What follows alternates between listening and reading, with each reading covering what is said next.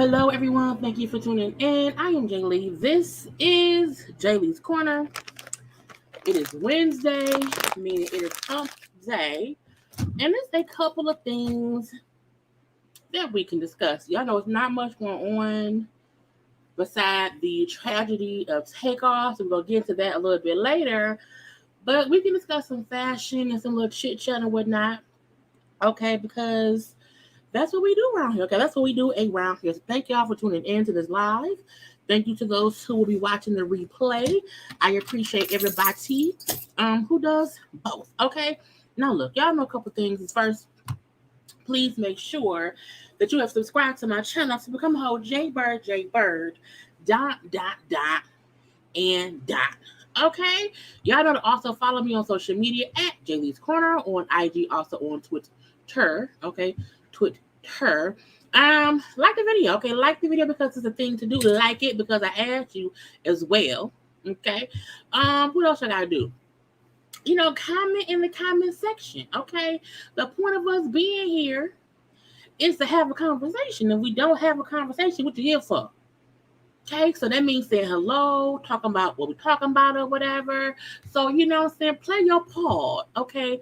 Play your part, sweetheart, and what's going on the corner, okay? And y'all know to share the video because, share me with those who you like, love, or whatever. Okay, so we got like, comment, we got share, we got subscribe. Okay, I think that's everything, okay? Now, I'm kind of not prepared because I was watching Reasonable Doubt on Hulu. Okay, which is why I'm a little bit late. Okay, so I did not have time to reapply lipstick after eating my pizza. Okay, I had to put on a onesie, but guess what? Hi, I'm here. Okay, to me, my lipstick looks stupid, and I hate when my lipstick looks stupid, but I also just don't feel like putting on new lipstick. Okay, this is the same lipstick I had on this morning when I went to work. I ate lunch. Okay, little Boston Market, little mashed potato bowl, and then I had some spicy rotisserie nuggets. Okay, and I came home and I had some leftover pizza because I didn't feel like cooking. And I'm like, my lipstick, this is what's left. Okay, this is what's left in my lipsticks. I hope I don't look too crazy because sometimes how I see myself ain't how I look on camera. So I don't know. Okay, but let's see. I hope that's good. Okay, but the onesie is on. Okay, now let me say hello to the people who are around here because I don't know who are here because I just got on screen. Okay, but now I'm going to sit here and wait. I'm a sit and wait, okay? Um, but hi to all the people, okay? Hello, everyone. Okay, you can be anywhere in the world, but you are here tonight with me, and I do appreciate it. Okay, I love the fact that you come around here, okay? Just to kick the bubbles or whatever with me because you can be anywhere, okay? Hey ma, you should go to bed because it's late and I know you tired, but hey mama, I love you, go to bed. Okay, anyway, but yeah, hey to the people. Who's the dude on the right? What dude on the right? Let me see who's on the right. That is Dwyane Wade. You say who is the dude on the right? That's Dwyane Wade. Dwyane of the Wade. That is who that man is. Okay, but hi to y'all. Okay, hello. You know what I'm saying? Fenty, the stunner lip paint. I won't say it's smudge proof, but it takes a lot for the smudge. And I ate food earlier. I came home and ate some more food. I drank some. I also wiped my mouth with a napkin because my intent was to reapply my lipstick, and I just did not. So this is after eating lunch earlier. I ate some pizza. I had a whole napkin and wiped my mouth a little bit. So this is what's left over. Okay, so Fenty Beauty, the stunner lip paint. It takes, it lasts me all day. Usually when I'm on camera and I have lips going, I've had it on all day. So this is what happens after I ate twice, wiped it off, drank some water, drank some more water, drank some lemonade, and saying all that. But yeah, you caught it live. Hi, Brittany B. Yes, we are live and in living color.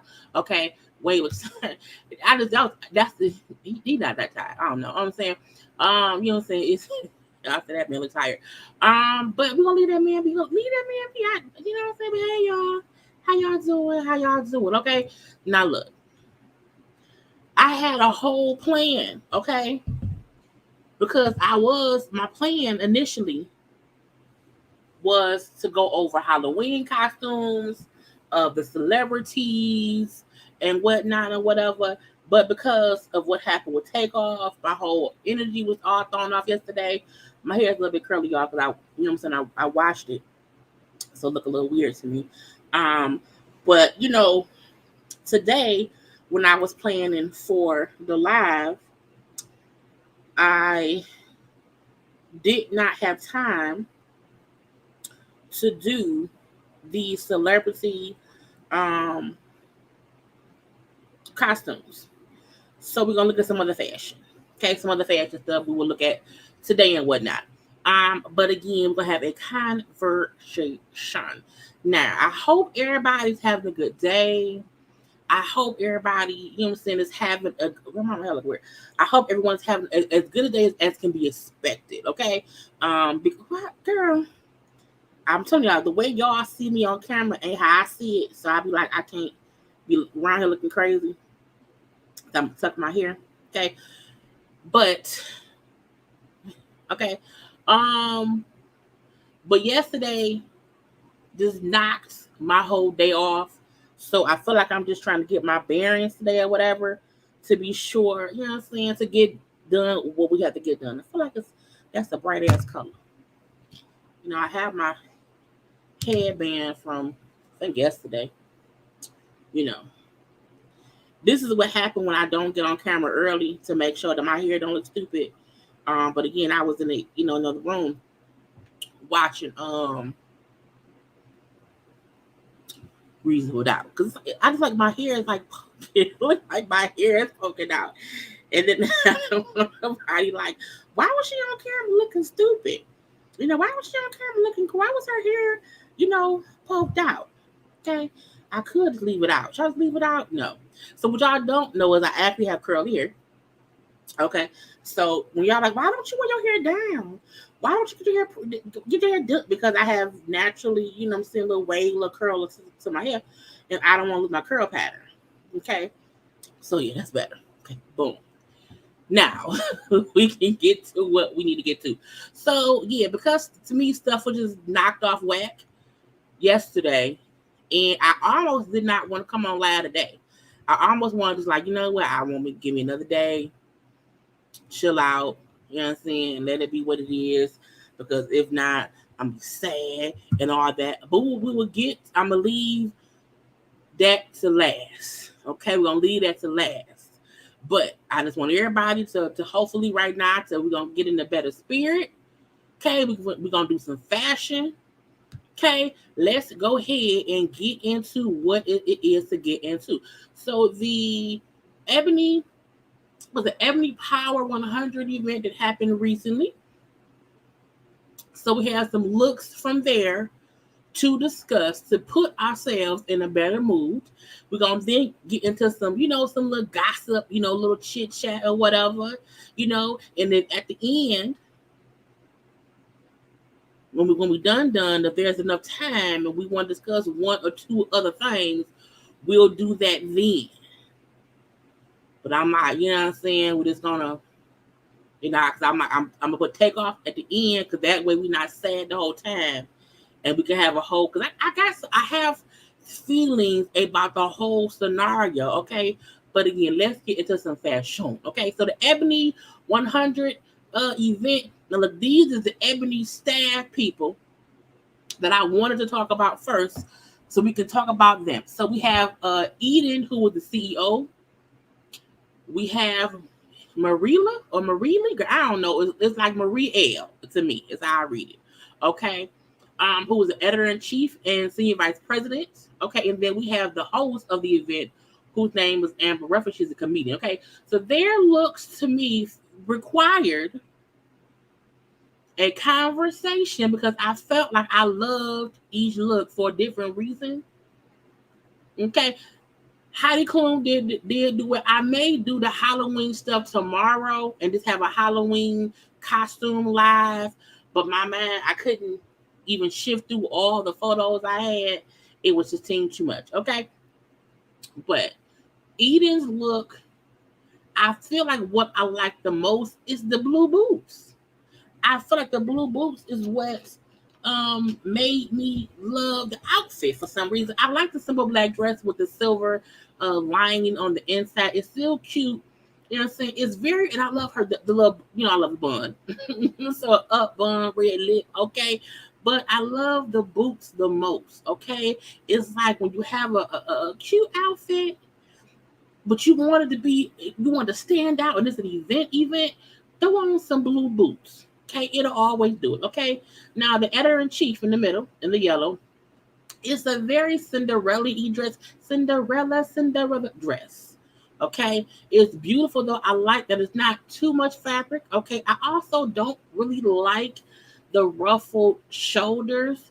I sometimes I don't like the poofy, ruffly stuff on shoulder because it's like it can sometimes be too much. Okay, it can sometimes be too much. But I like the dress. I like the color. It fits her well, okay? One leg out, leg out, thigh out. Okay, the shoes are cute. So I love the little turquoise. Is it turquoise? Yeah, like a turquoise, the clutch. The only thing I would edit is the puffy, ruffly sleeves. Okay, that's what I would do. I remember you from the other day. And I feel like I cussed your ass out that day for saying something crazy. Because what I don't do is clickbait. So please miss me with the bullshit. Okay, let me block you. Hold on. Let me look. Okay, let me look. And let me hide this user on this channel. Because this is what y'all have to get. Okay, clickbait is I say, come here to see Jesus drink water. And you click on my video, and it's something completely different. When you go to a YouTuber who has a night of talking about a whole bunch of stuff, you can't come in 14 minutes in telling me I'm clickbait.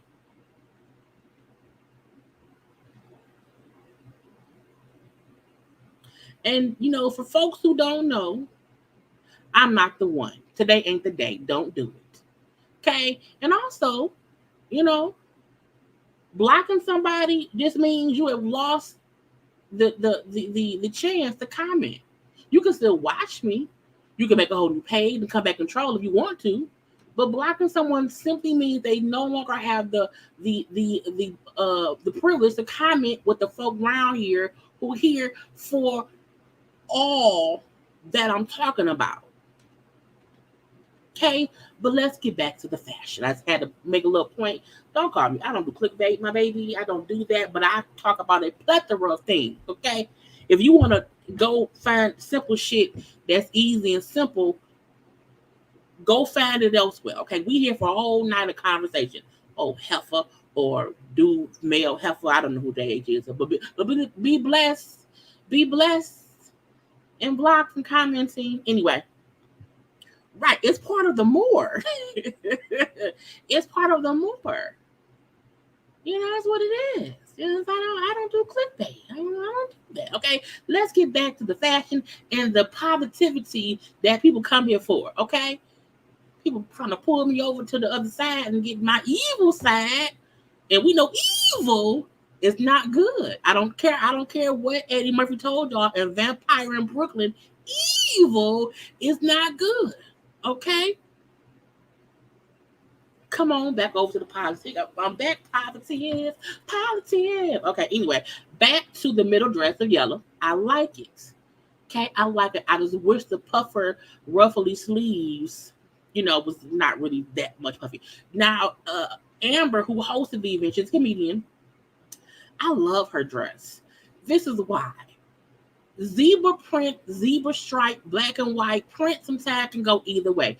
Print fabric can sometimes look really cheap or clownish or costumey. But this looks so well done. The bottom of it that kind of bellows out is not too much fabric to where it looks messy. Okay, it's the one leg out, thigh out that look good. Okay, her hair is pulled back because the dress is so much. You don't want hair on top of it because it'll then distract from whatever. The dress is the statement. Okay, simple red lip, simple makeup, not too much. Okay, it's cute. I love it. I like that her sleeves, which has a little bit of puffer, little bit, but it's not too much. It flows really nicely. But I really like it. But my favorite is the black with the boots. But because of the boots, okay? But secondly, the black and white fit is a close second, like a tie. I just really like it. Really like it, okay? Honey, why is Mel live? I gotta see why Mel is live. Only because I know Mark is on. Hey y'all. It's on with Scotty and them. Let me let everybody come in first. Y'all want to watch me? Listen. What's up? Oh Lord. Should I record it? Or y'all want to watch it live with me? What y'all want to do? Answer real quick now. Because I feel like she may be live for a reason. Happy Wednesday. I don't know. What's up? Oh no. But as I said, we ain't at the holidays. Hold on, y'all. Because Halloween just passed. I'm gonna put my phone in another room. Yesterday. Hold on, y'all.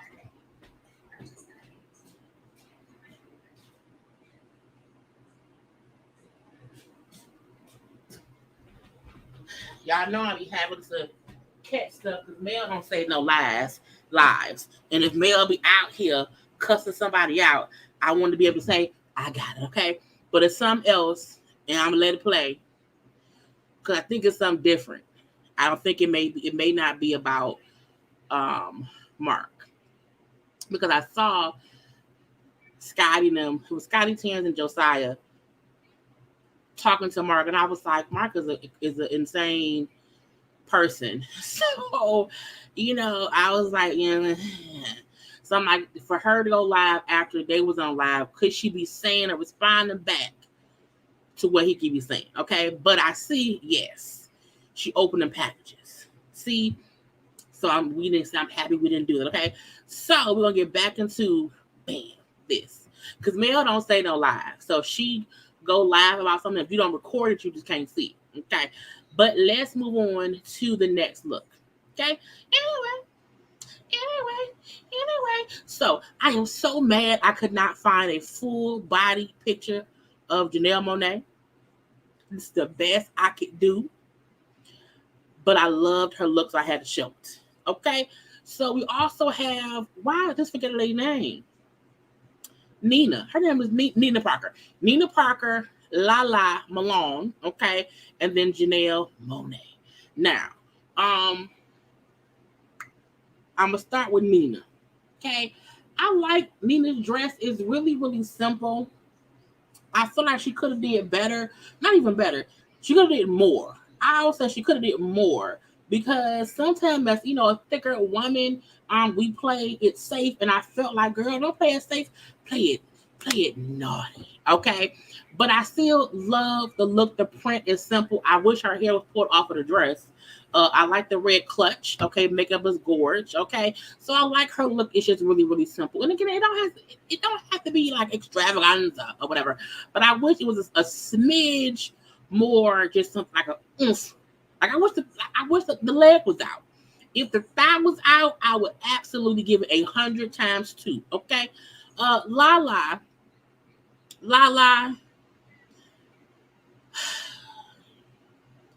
Like, I don't understand what's going on with Lala because I have a big forehead, so I feel like I can say this. You know what I'm saying, especially with a big forehead.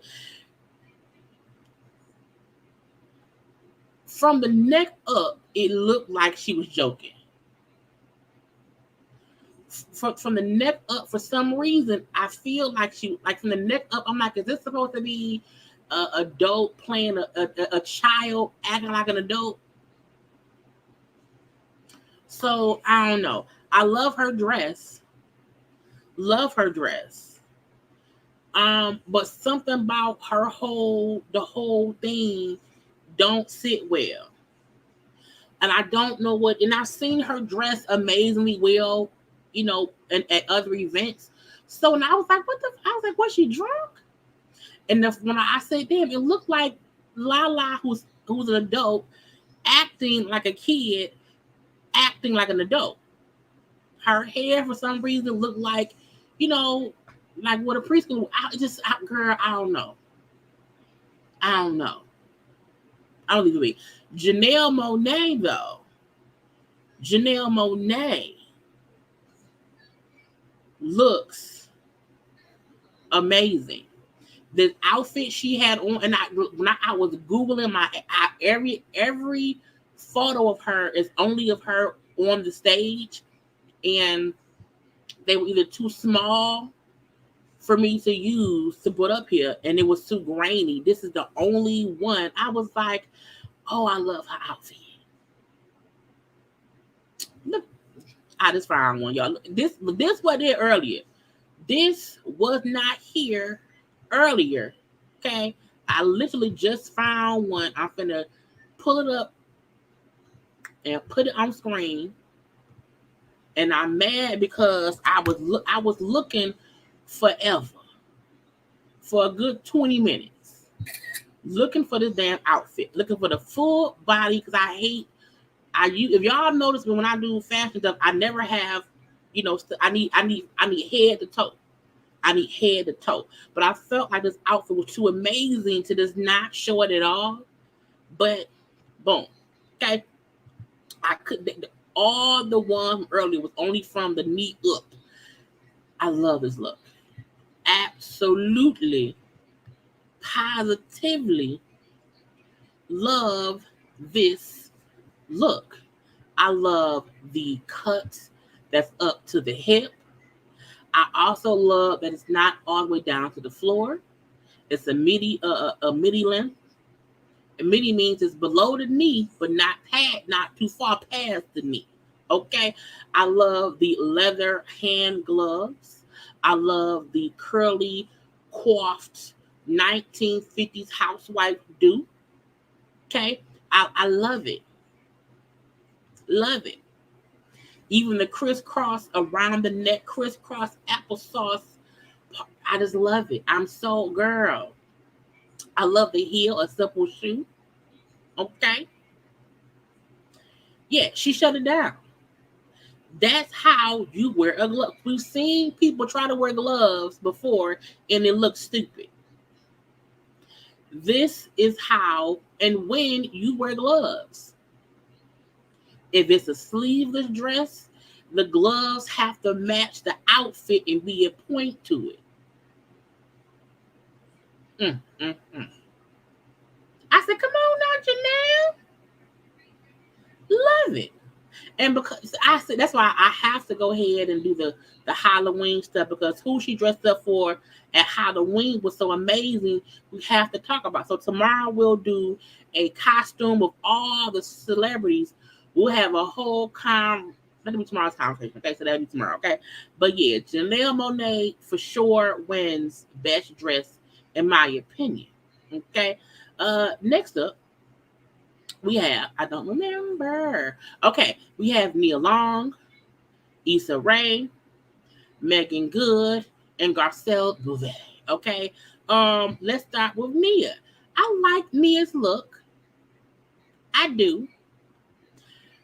But a part of me also, no, I do. I like it. I was gonna say, I'm like, do I not like it? I do. It's cute. A lot of titty. Okay. Nia said that man may have cheated on me, but I'm gonna show the world I don't care. Why? Because I'm Nia Long, and I look amazing. Now my boobs look good too. Okay. Now it also look really primey, or like a homecoming dress. You know. I also wish it was a bit longer. Like I wouldn't mind if it was a bit longer. Um, and I don't mean long in that same poofiness. If it was long and like the sleek, I would love it. The top is amazing, and I like it short as well. But I can imagine this as a long look. I mean, long down to the floor, not in that same poofy material. Again, I don't want the poof to the floor because that look like wedding a bad bridesmaid stuff. Okay, so I mean, I like it. It's simple hair, simple makeup, but she looks gorgeous. Okay. Issa Rae, simple and red, but she looked like a goddamn golden statue. Okay. If the BET Awards gave out, melanin awards, okay, if we had a melanin award that they gave to all the winners at the BET Awards, it would be Issa Rae. People will be holding Issa Rae. Thank you, BET, for my Issa Rae. It'll be a melanin award.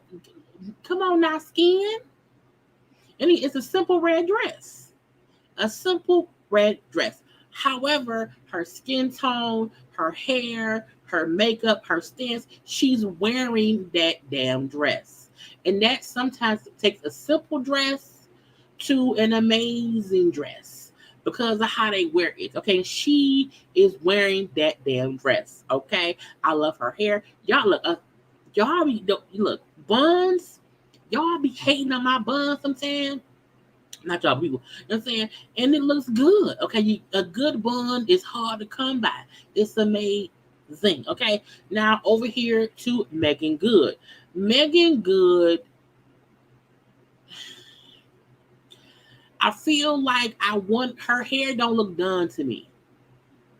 Megan Good hair looked like she did her hair.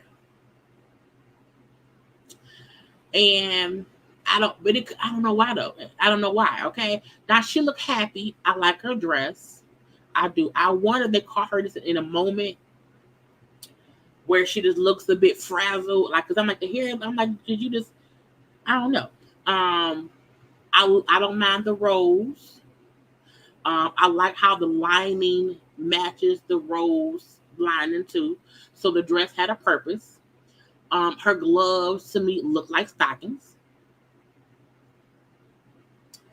And I don't like gloves that look like stockings on your hands. Okay. Like the little knee high stockings. Her gloves look like knee high stockings, and I don't like that. I feel like the dress did not need gloves. The dress itself, because it's a big ass, rolls in the middle, don't really need gloves. You can tell she has on minimal makeup, which is fine. But I mean, her hair just does not. Her hair don't look like it was really done. It looked like that's just her haircut, and she just put the hair behind her ear and she walked out the house. And ain't nothing wrong with it. Oh, natural. Okay, ain't nothing wrong with that. But I always feel like did you like the ends don't look bumped? Yeah, the ends don't look bumped. I love her shoes though, and I love the dress. Garcelle looked like a nice UPS package on your porch. I don't know why the top looked so boxy. Like it looked like it's hard. And usually when a person, put their hand on their hip, and when you dip, we dip. Usually the outfit bends something like the top looked like it was a bustier or a corset, okay? But it looks hard, and she worked hard for the money. So hard for honey, and the top looked hard, okay? And I don't mind the color. I don't mind the gloves, okay? But because the top looks so hard, I'm confused. Because I don't dislike the outfit. I just wish it looked a bit smoother. I have another angle, screenshot of the outfit, and I feel like it still looks hard, and I don't like hard looking outfits. And I'm like, what is it's because it's not velvet. You know what I'm saying? So you can't tell me that don't look like a UPS box on your porch. You come home from work and UPS drop off a package and it just sit on your porch. And here, I don't like the gloves. I like the purse and the shoes and the skirt, but I don't like the fact that it seems like the top of it don't move. It's like the top got Botox, and it just doesn't move. Okay, but again, I like UPS stuff. I like coming home and finding a box on my porch. I don't wear the box. I wear clothes that came in the UPS box. But she looked like a little pretty UPS box, wrapped up in leopard wrapping paper. She did not need the gloves. Her hair could have still been down, but pulled back off her shoulders.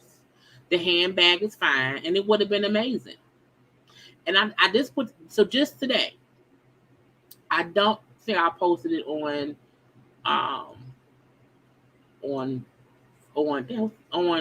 YouTube, but I put up how I had to change my outfit from what I was. So I'm gonna share my little screen, y'all. I'm gonna share how sometimes you have to edit, and if we look at Garcelle's outfit, sometimes you need to edit what you're wearing once you see it in the mirror. And I feel like Garcelle, you should have known to edit. So today, the outfit I had on, what I wore was different. Okay. So I hope the music don't play. So at first I was gonna wear one outfit. Okay. The little, the lilac shoes I had on, the pants that I had on were like, what I'm saying, wide leg pants or whatever, my little sweater. And I got that, I was like, nah. And I had to change, okay? I just changed my pants. Sometimes you have to edit what you're wearing to make it make sense. Because what you thought looked cute don't look as cute as you thought in the mirror. And sometimes you have to see yourself in the mirror, walk around, do a little spin. You know what? Nah, gotta go. Okay? And you make a little change, just a little change. I'd have changed my pants. I put on some jeans, and it's a different look. So I really wish Garcelle would have just went ahead and, did a little edit.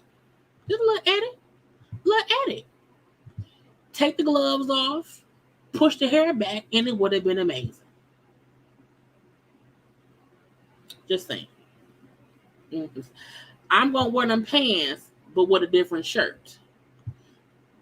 As a plus size person, you really should not wear really baggy, loose fitting pants and then a very loose fitting top, because it then just looks too fucking loose. You know what I'm saying? And the pants, I've lost weight, so those pants are bigger on me now than they used to be, for one.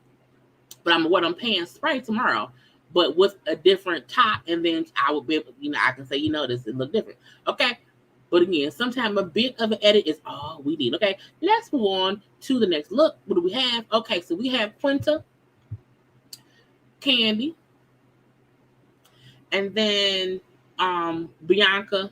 Okay, y'all know Bianca, who was, Richard Tina knows, who was Beyonce mama. So Beyonce mama, husband, daughter, Bianca. We all know Bianca. Bianca plays Darla on Queen Sugar. Okay. Quinta looked like a figure skater. Period. She looked like a figure skater, maybe a fairy, from Never Neverland. I was like, what did you do? I don't know. And I feel like it also looked like two different dresses, because the bottom part, that's all tulle, and the top part, which is the figure skater top part, I was like, no. I love her hair and her makeup, but that outfit is a no. Candy looks absolutely gorgeous. You hear me?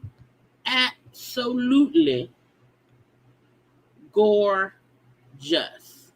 Okay?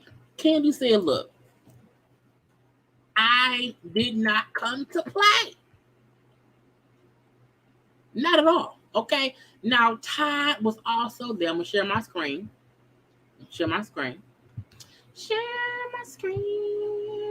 Because I want to show y'all with Todd. I want to show her and Todd together. Okay?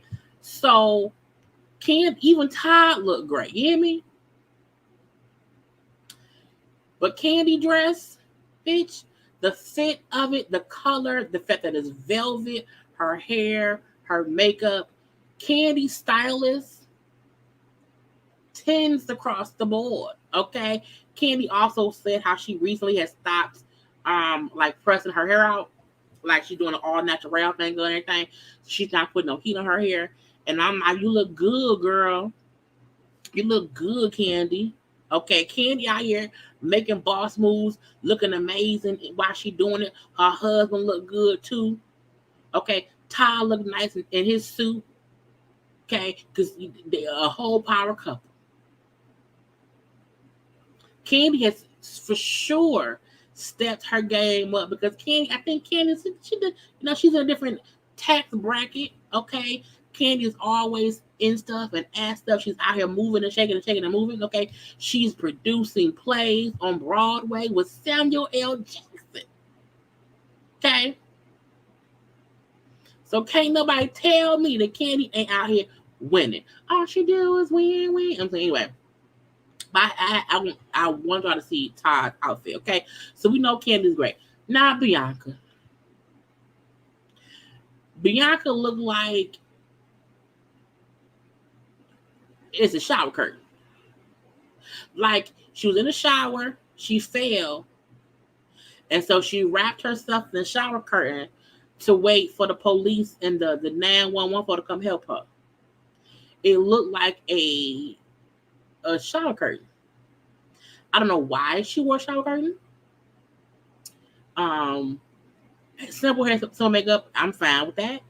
But this is an example of too much fabric. Now, I don't know, because we know sometimes folk have these dresses on to hide stuff. She could be pregnant, or she could just want to wear a big ass shower curtain. I don't know. What I do know is I didn't like it. I don't like the color. I don't like the fabric. I'm not sure. I don't know. That's why I say usually people who are pregnant wear this type of stuff because it's easy when they. But I don't know if she's pregnant. So if she is pregnant, congratulations. I still wish you picked at least a different color. I'm just saying. But I'm moving on because I'm not judging the lady is gonna move. I don't know. Next up, we have a couple people who I'm like, do y'all know them? I don't know. So the first person I watch Catfish here and there. Cammy Crawford is the host with Neve on Catfish. Okay, she also she was Miss Teen USA years ago. I love Cammy Crawford. She also has a podcast called Relationship. I love Cammy Crawford. She's so funny, so cool. So I had to bring up Cammy. Okay. We then have Big Meat's son, Lil Meat, okay, who plays his daddy basically on BMF. Okay. We then have KJ and the black dude, his last name was Black for real. Who are both they're on. Well, KJ is on, so she plays Andy, and then y'all know the black dude. His name is like Sir Black or something like that. He of course is on All the Queens Win. He used to be on Sisters, okay, and they're engaged. Boom. I love Cammy's outfit. Love it. Love it. Not that I was ever look. If one thing I will never do is highlight Ebony vagina pattern Lazada. Never. I don't like her. I can't do her. So I will never put her in a fashion unless it's the Basketball Wives 30-year reunion and I'm covering that. I forgot she exists. But no, her name is Cammy Crawford. She helps host Catfish. She's very fun. She's very real. Okay, so I love Cammy Crawford. Okay, and in the movie, but I love Cammy's outfit. I like the I feel like her dress is cut differently, and that's why I like it. I like the little oval type shape around the top. I love that it's short, but don't show no cooch. Okay, I love her hair that's up in the buns. I like it all. Okay, I like it all. I like her shoes. I love Cammy's look. Okay, Lil Meech. Why he got on blue blockers? I don't understand why he in blue blockers. Okay, his suit is nice, but I feel like he got on blue blockers. I'm like, is he blind? I'm not sure. It's like those Ray Charles. I don't know. Anyway, his suit look nice. He's always wearing a little gold chain that says, I probably say Meech. I don't know. But again, at least his suit look cute. Over to KJ and her man. Okay, I like KJ's dress. The dress makes it look like the dress is holding her titties up like this. So the part of her dress is holding the boobies up. And so that's what it is. But I still like the dress. I like that her hair is pushed off. It's not too much fabric. Okay, it's a little train, but it ain't too bad. Okay, I like his suit. Okay, I like his suit. I like that it's shiny. I like the black shirt up under it. Okay, they always, to me, look like wedding cake toppers. I feel like this is their stance. When they go somewhere and they're together, they just stand. You know what I'm saying? And I'm like, they be at home, I think, practicing or whatever. But again, they're a united front. Okay, fine. But they cute. Okay, I don't have cute babies. Let's move on. Next up, who is it? I don't remember who it is. Who is it? Okay, Semanzis. Okay, Semanzis. John Clarence Stewart. Okay. Nico, of course, they both played on P Valley. Okay, not Big Teak. Bring back Teak. Okay. We then have Kendrick Sampson. Is it Kendrick Sampson or Simpson? He was on Insecure, and then of course Jay Ellis, who played Lawrence. Okay, so it's like P Valley versus Insecure. If Insecure was still on, and then maybe the girls went to Chuckalisa to visit their old uncle, and their uncle happens to be Uncle Clifford, that'd be cute. Anyway, I love John Clarence Stewart. I love Timothy Teak. Okay, I love him. I love him. Okay, love him. I could do without the little weird tie thing. Okay, but I like his suits. I like the print on the suits. I like that it fits him. I don't mind him not having socks on. Y'all know I hate when people I can see their feet. I hate that, but I don't mind it on him. Okay, I like it. Uncle Clifford, Nico. Y'all know that he look like candy. He look like, church candy. The little strawberry candy in church is what he looked like. I mean, something about it, like, I don't know what I dislike about it, but something about it I don't like. And I usually like when people wear different prints and suits and it's not, whatever. But something about the print I don't like. Maybe it's too many red things. I don't know. I'm gonna leave it. Kendrick, I feel like Kendrick is in the same suit we just saw him in. We did the Wakanda fashion thing. Now I know it's a different suit, but it looked too similar. It looked too similar. His shirt looked like it's from Target, the men's section. I like the pants in the pants look a little, a little too long. Okay, but I'm gonna leave him be because I like that man. Lawrence looks like perfection. People was hating on Lawrence because Lawrence has a white wife. I don't mind that Lawrence has a white. That man name was not Lawrence. I don't mind that Jay Ellis does not. That I don't mind that Jay Ellis is married to a white woman. I feel like love who you love. Okay, as long as she's not no crazy Karen. Hey, as long as she, you know what I'm saying, don't say the N-word in her own head, love who you love. I don't really care. Okay, I'm saying, and whatever. Okay, I like Jay Ellis. I don't. The only black man I would question if they had a white wife would be Barack Obama. If Barack Obama and Michelle ever broke up, I would be so upset. So upset. Okay. But again, whatever. But I love his suit. I feel like it fits him well. I feel like he don't need no tie. Okay. It looks fine. Yes, it looks fine to me. It's fine. Okay, it's fine. But I was like, and I don't, Uncle Clifford, because it's Nico. I get it, but something about the look don't sit too well with me. But I'm gonna move on. Okay, next up. Bum, bum, bum, bum. Well, we have the ladies. Okay, so we have Lupita. I think her name was like, I can never pronounce her name right. It's like, to me, it looked like it's pronounced Letitia. But I feel like, and I don't hear folks say her name enough. Or when they do, I don't hear it and I be forgetting. So I always mispronounce her first name. But I know she plays Zuri on Black Panther. Okay. We have Denai.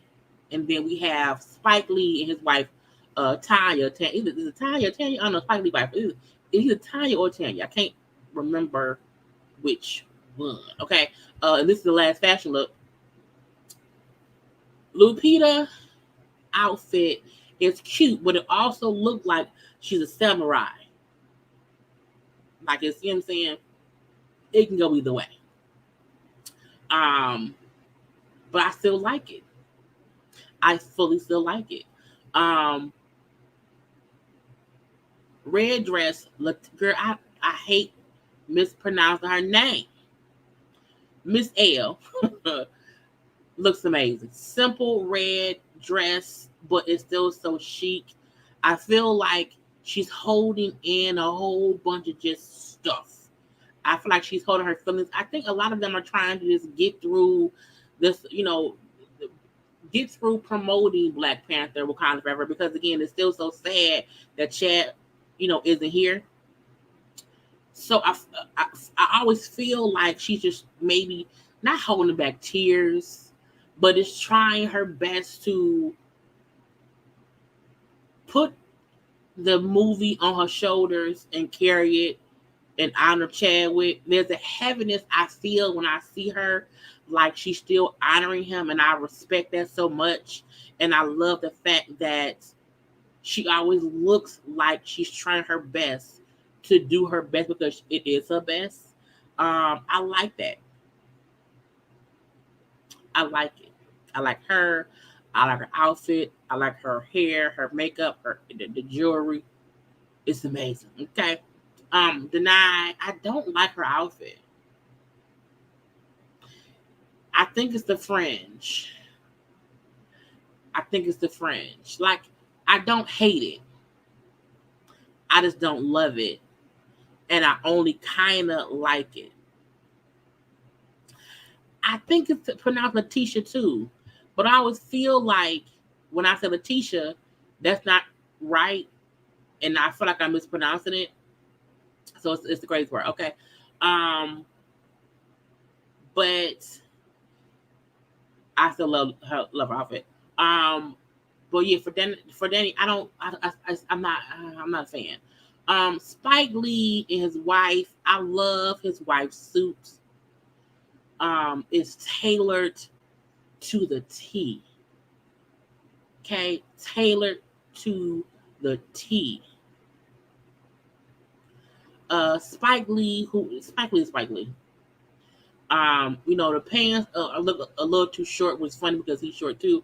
But I really only had him because I wanted to show his wife. I liked her outfit so much, but I'll leave that man be. Okay. But whatever. But those are all, okay. Those are all of the looks we have. So I want y'all to take 1 second and like the video. Okay, like it.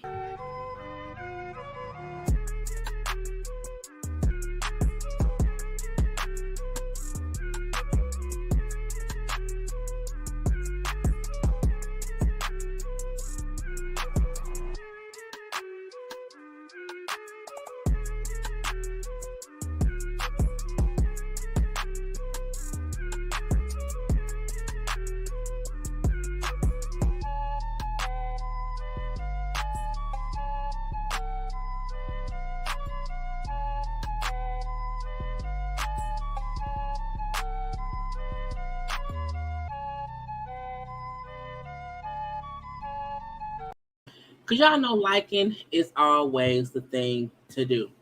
So, get some water. Things have been happening. Okay. So I have certain things cut up. And people have been wanting attention on social media. And with the whole Takeoff thing that happened, a couple of people was making tweets and whatever. And I'm like, I feel like y'all want some attention. So we're going to talk about these tweets first. We're going to still talk about Takeoff later at the end. Jemele Hill was recently on an episode of Watch What Happens Live, okay? And she had a conversation because her and Candace Potomac had not even a backboard, but her and Candace had a tiff on Twitter during the pandemic because Jemele had started watching Potomac. Was not watching before. She was watching, and when she got to the fight, she was saying how she felt like what Candace said dragged me, which got her into a fight. And she like, you can't ask somebody to drag you and then be upset if a fight ends up happening. Okay? So, and Jemele is not the person I'm saying want an attention. However, my point is, I agree with Jemele on the whole Candace Monique situation. Okay, so that was then. On Watch What Happens Live, Andy was asking her something, and she brought up the thing between her and Candace or whatever, and how she didn't have anything against Candace, but while watching the show, that was her opinion on the situation. She said also, being from the D, because she's also from Detroit, they went through all day, that here it's true. You can't write no check, your hands can't cash. Meaning you cannot be in an argument and a fight happens and then you want to make it seem as if you were attacked. And that is not what happened. So after the Takeoff thing happened, Jemele posted this post. Black people should be allowed to wear expensive things. They worked hard to buy, be out late, had petty arguments without losing their life. We keep pointing the blame at everything but the people who recklessly pull the trigger. So when I saw Jemele's post, I agree. Her post was, things can happen without people dying. Now, what we not going to do, Trey, don't do, look, y'all be messy. If that lady don't have edges, that's okay. Because at one point my edges fell out too. So, we're not going to attack people about stuff they can't help. She ain't do nothing. She didn't start nothing. We're not going to attack people who missed it. The only person we're allowed to attack for missing edges is Evelyn Lozada, the orange man who used to be president, his son. Who's another person we could attack about their edges? I don't know. Okay, but we're not gonna do that to Jemele because we can't help that. We're gonna let her be. But back on task, her point was people should be able to fight. Not fight. You can get into arguments and do whatever, but you should not. That should not cost you your life. Y'all is messy. How did y'all all say Marlo? Y'all is horrible. We is not on people with no edges, okay? Back to Jemele here. That is so funny, Lord Jesus. But I agree with Jemele here because when the whole thing happened with Takeoff, her point was no matter what, people should not lose their life. Well, she made this post. Candace responded. I'm like, she wasn't talking to you.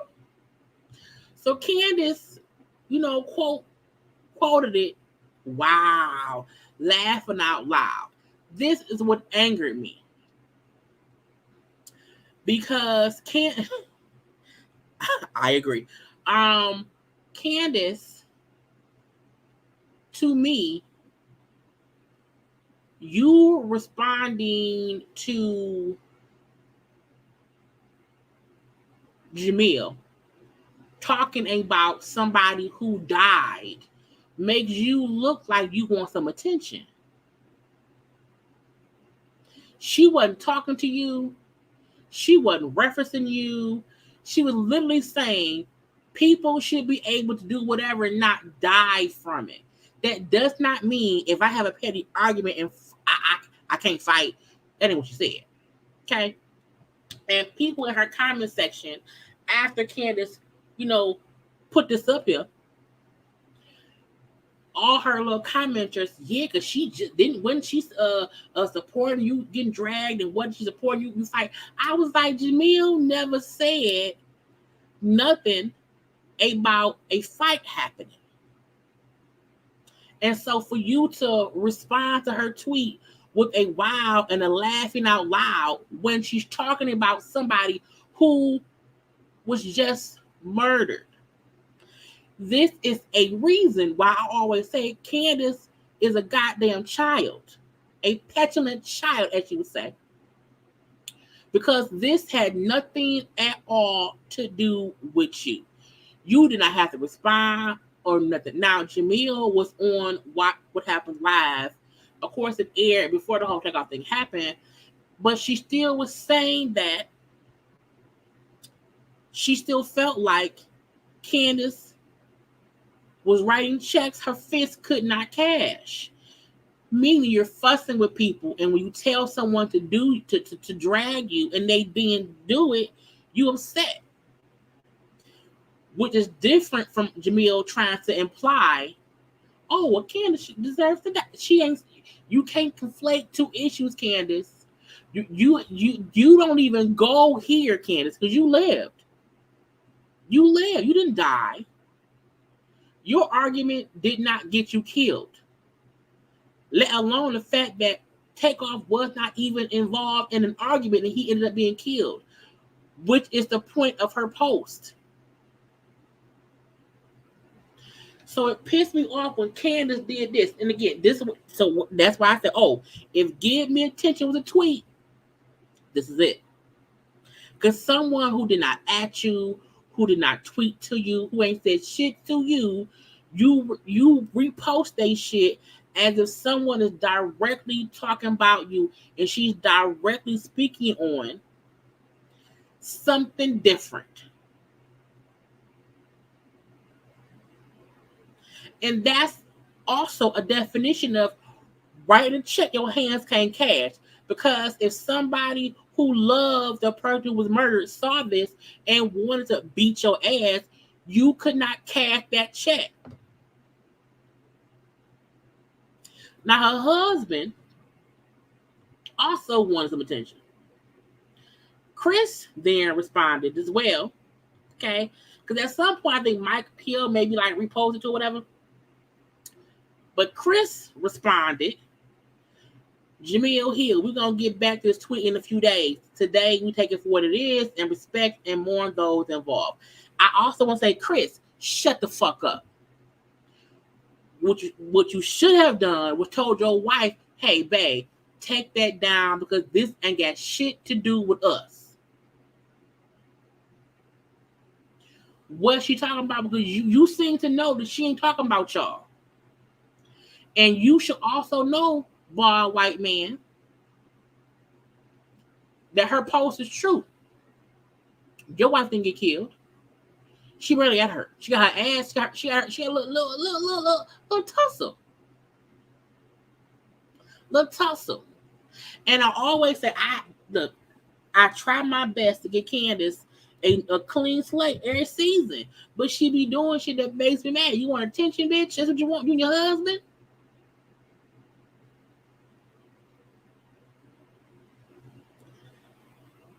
I need folk to stop wanting attention with stuff that ain't got nothing to do with them. And because what happened to Takeoff was everywhere, Candace can't be so dim-witted that she did not think that's what Jemele was talking about. But you had to include yourself, and your punk-ass husband had to come in and kind of try to clean it up. To say, you know what I'm saying? We're going to take it for what it is and respect those and mourn those. It's like, no. Tell your wife to shut up. Okay? Ultra, we're talking about. She did not comment on Candace. It's weird that Jemele feels the need to comment on Candace out of nowhere when we have so many people of other races against. Jemele was asked a question, and she answered the question that involved Candace. I watched the episode, and she clarified their dust up, and that was it. However, if you are on Watch What Happened Live, which is about the shows on Bravo, if you are someone who had an issue with somebody on Bravo, it would come up because Jemele has not had any other dust-ups with anybody on Bravo except Candace. She did not say anything negative about Candace. She did not. All she brought up was what Candace did on Twitter towards her. Even though she did that on What Happened Live, which is a Bravo show, her tweets had nothing to do with Candace or Bravo. So Candace should have shut the fuck up because wasn't nobody talking to her. Her tweet was not even about her being on the show when she on What Happened Live. So this is the point when somebody was trying to get attention, i.e. Candace. No one should be replying to people who are speaking on their folk and make it about them. Okay? So the next person who wants some fucking attention was Jason Lee. So y'all know Jason Lee, who runs Hollywood Unlocked. Well, he put this tweet up. I was like, Negro. He put, y'all ain't canceling E! News for using Offset face on the Takeoff death story, but y'all drug me for the queen. It be your own people. I said, nigga, what?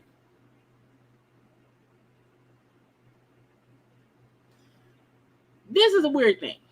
Okay, so E! News posted a rest in peace thing on social media, and they use Offset picture and not Takeoff's. Everybody drug E! News for that. Everyone did. So much, so I didn't care to talk about it. Sound like it was enough dragging going on, okay? But the fact that Jason Lee would literally put up a post saying, why y'all was mad at me? But y'all ain't mad at E! News. I'm like, Negro, they were mad at E! News. The difference is E! News did not improperly say that Takeoff died and he wasn't dead. They used the wrong picture, yes. Yes, it was the wrong picture. Jason Lee, you said a whole person was dead who was alive. You said the queen died. She didn't die that day. Died months later. She was alive and kicking for a while. Okay. What? And I'm like, again, you are conflating two issues because the reason folks went off on you was because you not only said the queen was dead, when she was not dead, y'all never printed a retraction. Never. Now, I don't know what E! News did, but people still read E! News for filth. I also saw folks saying if y'all can't properly report on black folk, don't report on black folk. If y'all don't know who it is y'all reporting on, just don't do it. That is what was being said. And also, let's not act like all the black folk around here follow fucking E! News. They don't. Which may also be the reason why E! News don't really cover many black people. They cover some, the real popular ones. But E! News is not a black cover. You know what I'm saying? That's not what. Now we know that E! News is coming back. The actual TV show E! News is coming back with Adrian Bylone Houghton, and then a guy whose name I know in my head, but I can't think what it is right now. So coming back with two people of color. But I feel like putting up the wrong picture is fucked up. It is. It is, okay? But the person who they said, the name they used, they put up, they didn't say Offset died. No, they put up Takeoff died, and had a picture of Offset. So using the wrong picture is one thing. It's still bad. Do not get me wrong. It's still bad. It's still fucked up. Justin, thank you. Yes, Justin. Justin the Agent will be the new host of E News on the thing, and I'm gonna watch it. Okay.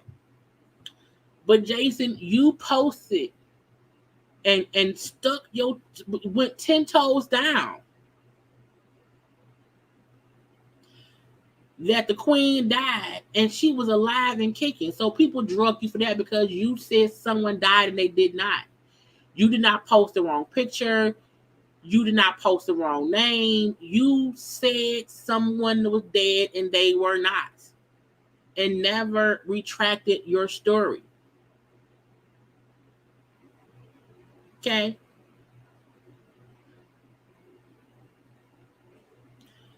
People can try to, and this is also something that happens. People try to quickly post about somebody dying and don't really know what's going on. You know what I'm saying? At all. So I'm like, oh, he wanted some attention, because why bring up E News for the wrong photo and compare it to you saying someone died who did not die?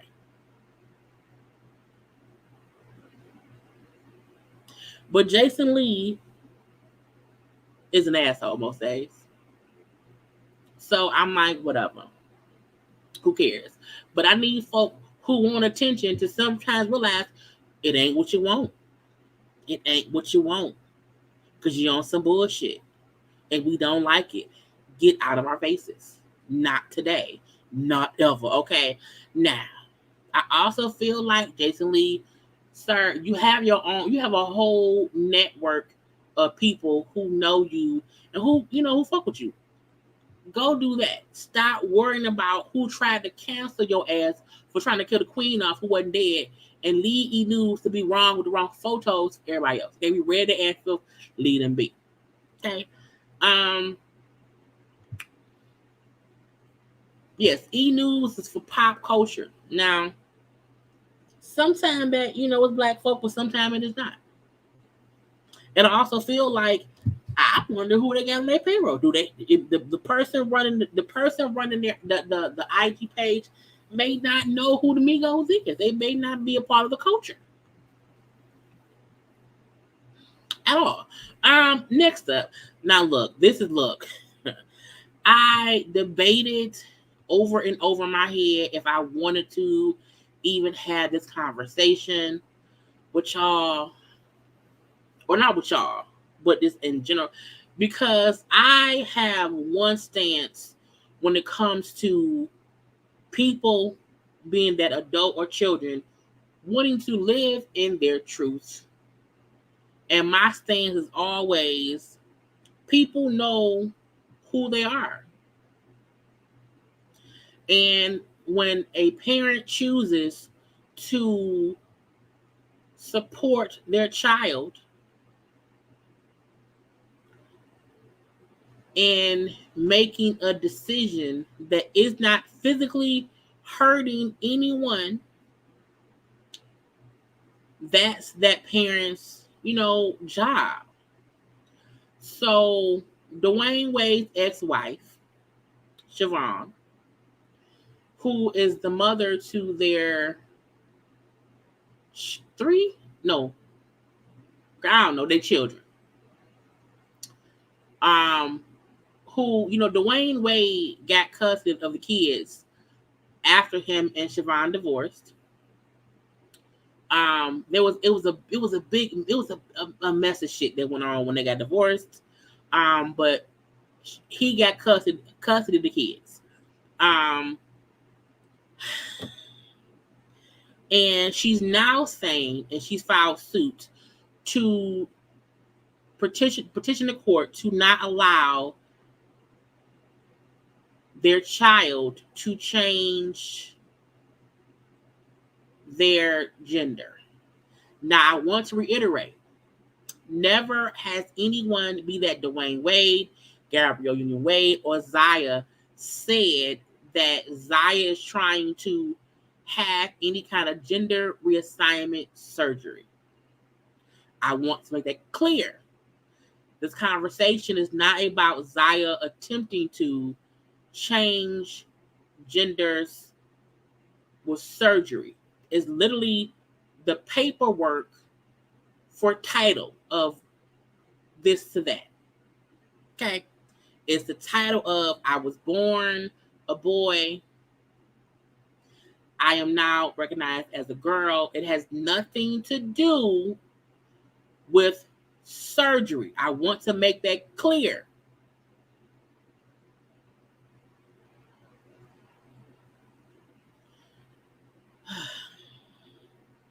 But she's asking the courts to not allow Zaya to be able to legally change the gender identity.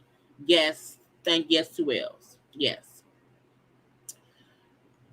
If you recall, and the reason I kept on debating if I wanted to have this conversation, because I respect everybody in whatever community. Look, the A, B, C, D, E, F, G, H, I, J, K, L, M, N, O, P, Q, R, S, T, U, V, all of them, X, Y, and Z, all, every letter, I respect it all. And I remember when Zaya was Zion, when that was their son, and how at that point in time, as their son, people kept referring to Zion as gay. And we would see all kind of crazy comments and horrible stuff being said about Zion then. And then for a time, they were not posting their child. And when they started posting the child again, and they then came out and said, you know, that Zion was actually felt that she was trans, and that whole thing, which we know it wasn't an overnight thing. You know, both Dwyane and Gabrielle had said how it was, you know, things they have to, you know, deal with. And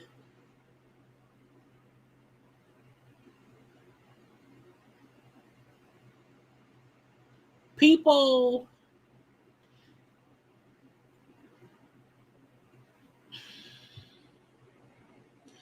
how do you think? And I kept seeing this comment as well.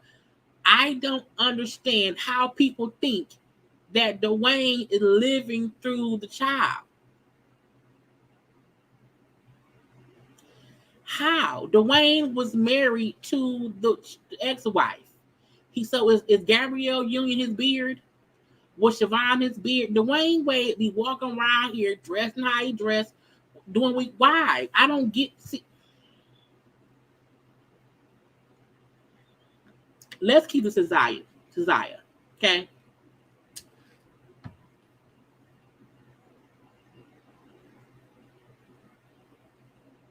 Zaya herself has came out and said that this is who she felt that she was. And when she was finally able to tell her parents who she felt she was, that was her freedom. Zaya said that. So what's aggravating to me is that people are trying to ignore what the 15-year-old is saying and making it seem as if, well, no, Dwyane is brain. So it's every child. This is my question: is every child who is trans being brainwashed by their father or desire?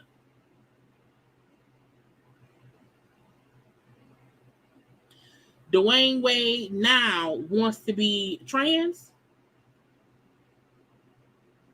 because his daughter is trans. Now Dwyane Wade is living through his 15-year-old daughter.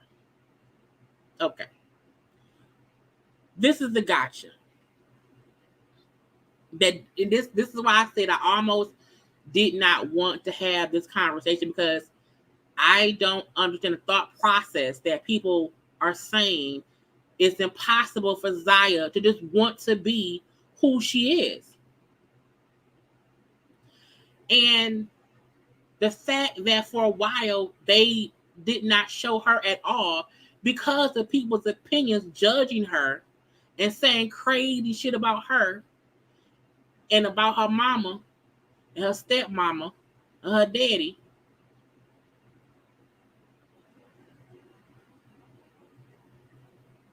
It's weird. It's like adults become adults and forget that when they were 15, they felt some kind of way too. And it's weird for me to think that it's like people want to ignore the fact that when she was Zion, their son, she was unhappy. That's part one. So let's ignore the fact that the child was saying, I'm unhappy. Leave me unhappy till I'm 18. Okay, okay, fine. Okay. Also, the fact of the matter is, the only thing that Zaya is doing is dressing differently. There's been no sexual surgeries discussed. Nothing. Nothing. And the mama saying that he's trying to exploit the daughter for financial gain when Dwyane Wade is a multi-millionaire. His wife, Gabrielle Union, is also rich. And this is the gotcha. She's saying, well, he's exploiting our 15-year-old for financial gain. But she ain't said shit about their son who playing basketball. And please believe money is being made there. So there was no issue with the son being in the blogs all the time about basketball. It's okay seeing that shit, the basketball tournaments, and him being scouted and this and that. Oh, yes, let's for sure exploit the son who was doing basketball shit. Yes, let's get financial gains from that. Because y'all think the son who's gonna go play ball isn't making money too. So Dwyane not exploiting that son? No, Dwyane is only exploiting the 15-year-old for financial gain. People are so just it's weird. And it's the reason why I don't cover certain stories. Because I'm like, I don't want to, because I do not want to offend anybody and say, y'all are fucking crazy. Y'all are fucking insane. I would hate for you to be my parent because I would probably be so sad and depressed because you saying fuck my feelings because of how you want me to be. No one said she should have any kind of surgery at 15. But if she identifies as a girl and that's making her happy right now, I can allow that to happen right now.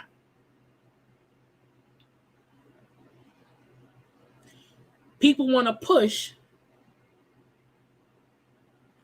Oh, let's, you know what I'm saying? That child be around. There's photos of Dwyane Wade with the baby. The mama of that child chooses to not have a baby out and photo like that. So the baby's around. Ain't nothing happened to the baby. But what does the other son have to do with this Messiah? Just wondering. Again, it's hard to have this conversation with people. And I'm not saying anybody that's in this chat. I'm saying in general.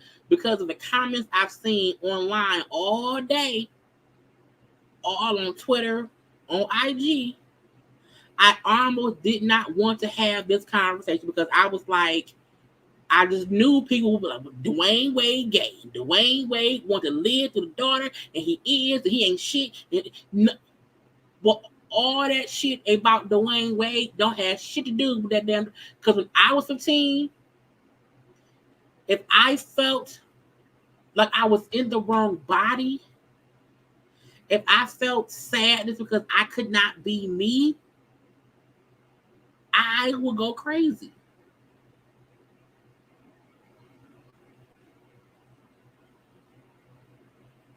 And no one, and I'm reiterating because some folks don't listen. No one said that the girl is having any kind of surgery, any kind of hormone shit. Nothing.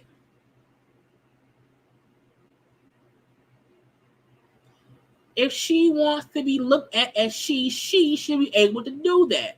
And then if once she turns 18, she wants to be a he, fine. If once she turns 32, she wants to be he, then fine.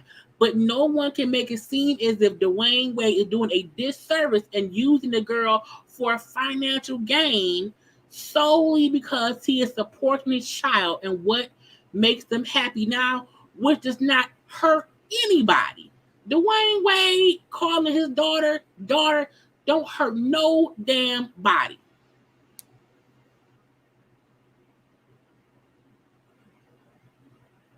Nobody. But people want to be so stuck in their comfortability and saying, no, be a boy until you're 18. And then, well, guess what? The child can turn 18 and then on the 19th birthday want to be a goddamn whatever else. And then, so what?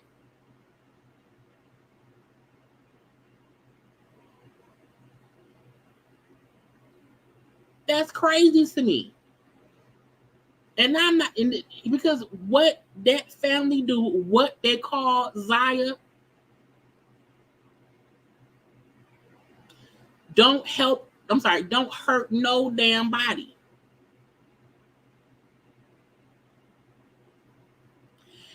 It takes a lot of energy. And it takes the most energy for me not to try to judge people who opinion different from mine. Because I always say, feel free to say your opinion. But I feel like sometimes y'all don't see y'all shit look crazy.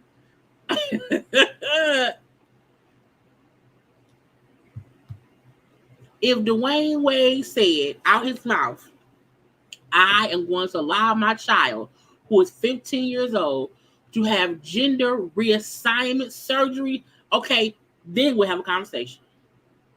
And my whole opinion will change. I would say, bullshit, no, wait. I would say, wait, and not till 18. I'll say, wait till around 25. There's nothing wrong with waiting for your body to just finish growing up a little bit, to do surgical shit to it.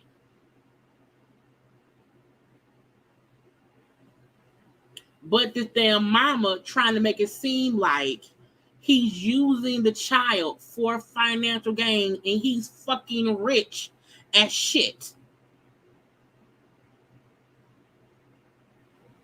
There are also other celebrities who have trans children. Cher child, Chaz Bono is trans. I just saw one of the housewives from OC whose child is trans, and they're like a teenager.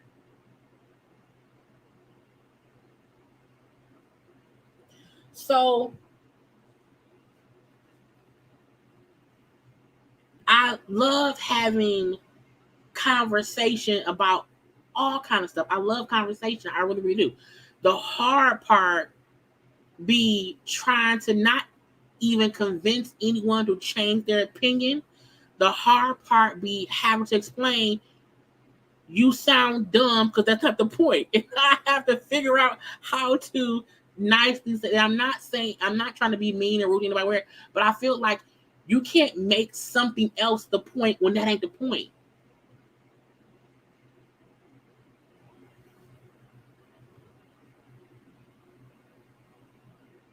Okay, yeah, right.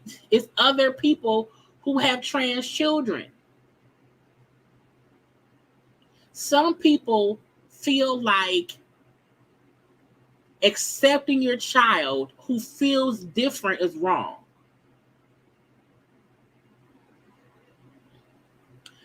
Black and white don't have shit to do with it. Nothing. Nothing at all. A trans person who's black, white, purple, green, orange, whatever. The point is, other celebrities have trans children.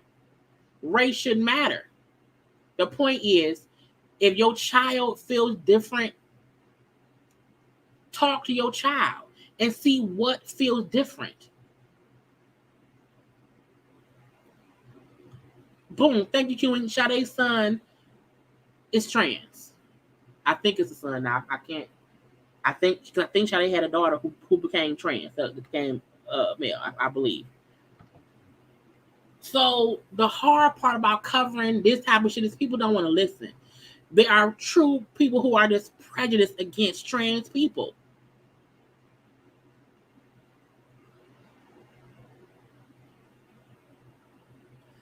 That's the crazy part. And the fact that the whole point of the story was the mama saying that Dwyane is trying to use a child for financial gain, which sounds crazy. And people went to because he wants to live through. He wants to live. I'm like, he wants to live through. What?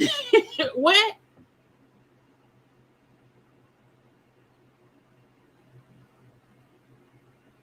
I was like, that don't make no sense.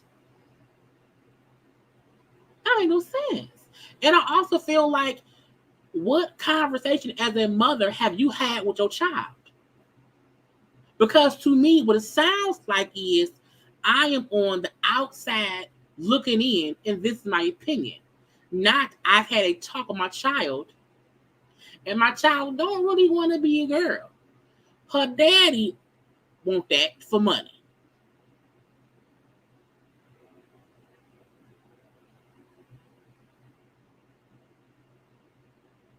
That's the crazy part.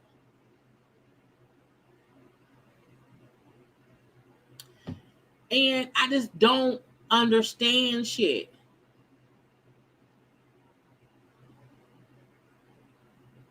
I don't.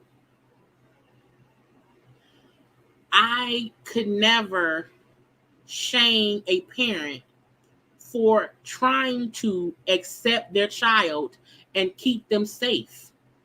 Because the amount of comments I saw talking cash shit about a 15-year-old child is crazy to me.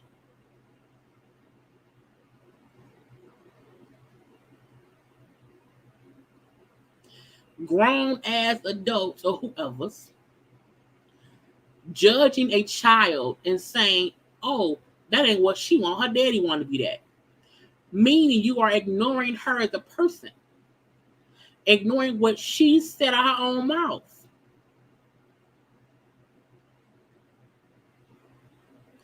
Because God forbid you was 15 one time and you knew how you felt and your parents did not understand. Some people who their parents don't get they're gay or they're bi. Right. Where I saw it. So cute. Okay. Be bi. You know what I'm saying? Some people be teenagers and have feelings, and parents feel like because they're adults, your feelings don't matter. I know better.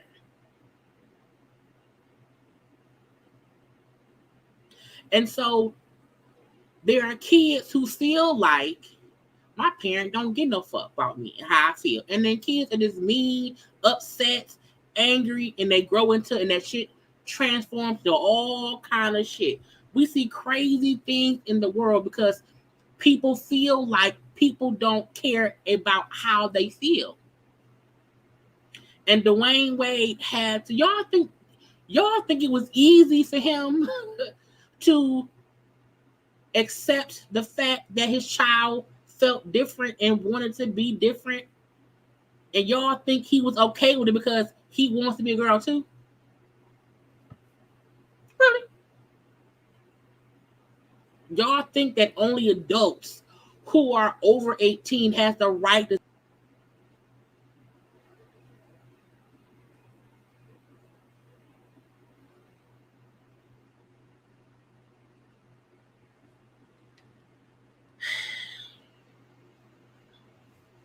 I just need folk.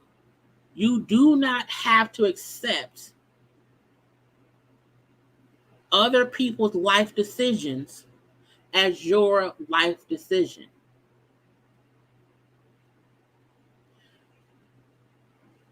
What you would do with your child is what you would do with your child. And you would have to deal with the consequences if you chose to not accept your child telling you how they feel. Because guess what? Once you know how they feel, you can explore that shit forever to figure out if it's real.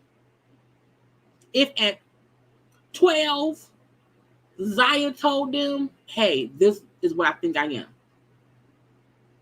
Okay, cool. Let's walk it through. Let's say not until she's 24, she's walking through her feelings.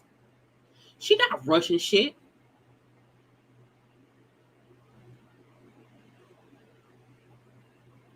She's not rushing nothing. No one has spoke about surgery. In my opinion, it's good to have this conversation when they're a teenager and say, okay, if you're 12 now, I can control your medical decision till you're 18. That gives them all those years to see if that's really what they want. And it opens up the gates of what? Communication. Baby, who said anything about a medical procedure? What's the procedure?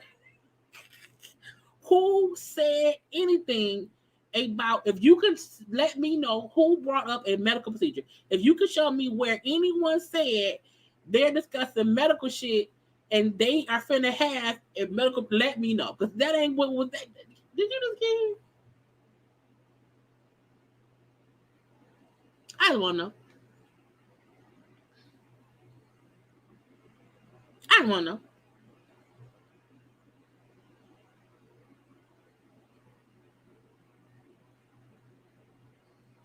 But that's what I'm saying. People are having a conversation about a medical procedure that has not been mentioned.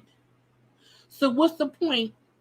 My question is, what is the point of anybody having a conversation about a medical procedure when it has not been discussed? That's like saying, okay, a 14-year-old girl, wants to suck dick forever. I don't think they suck dick forever, but let's have it. Why do you want to do that? Let's talk it through. So my point is, when your child tells you they want to do something, let's talk it through.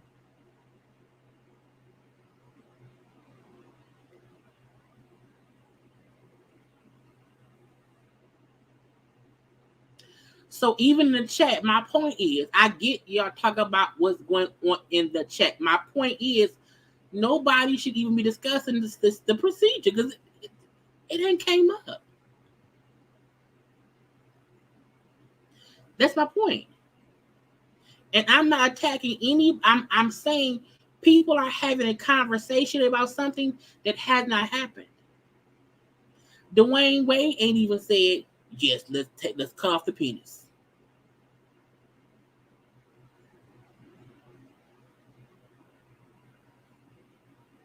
Let's cut it off. It's like, that's not what they're saying.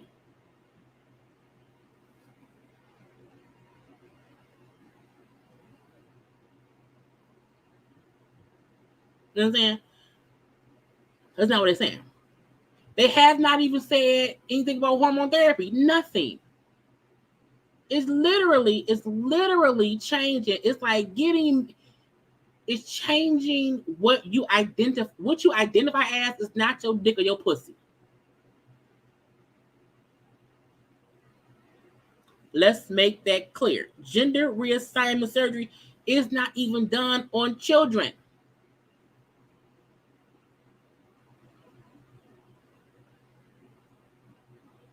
You can't have it done at 15.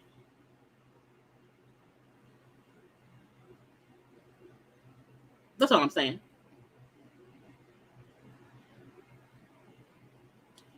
Let's get back to the point. Siobhan want to say that man is allowing their daughter to be their daughter, to have the identification as being female and not male, It's being done for financial gain, which is bullshit. Because why Dwyane Wade is fucking rich. He don't need any money the daughter might get. For one, as I said earlier, she ain't said jack shit about their son who plays basketball and is always all in the news. So is Dwyane Wade not exploiting the son for financial gain? So, in my opinion, if anybody trying to get some attention, it's the mama. Because if you had a conversation with a child, this should not even be a legal matter. Because the only person that will get hurt with this situation is the child.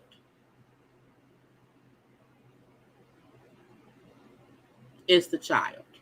The fact that for a time they just stopped showing the child to alleviate these type of accusations against the family in general, to me proves they're not trying to get attention. Because half the time when before they just stopped showing Zaya because of this stuff. Either way go, it's up to the court.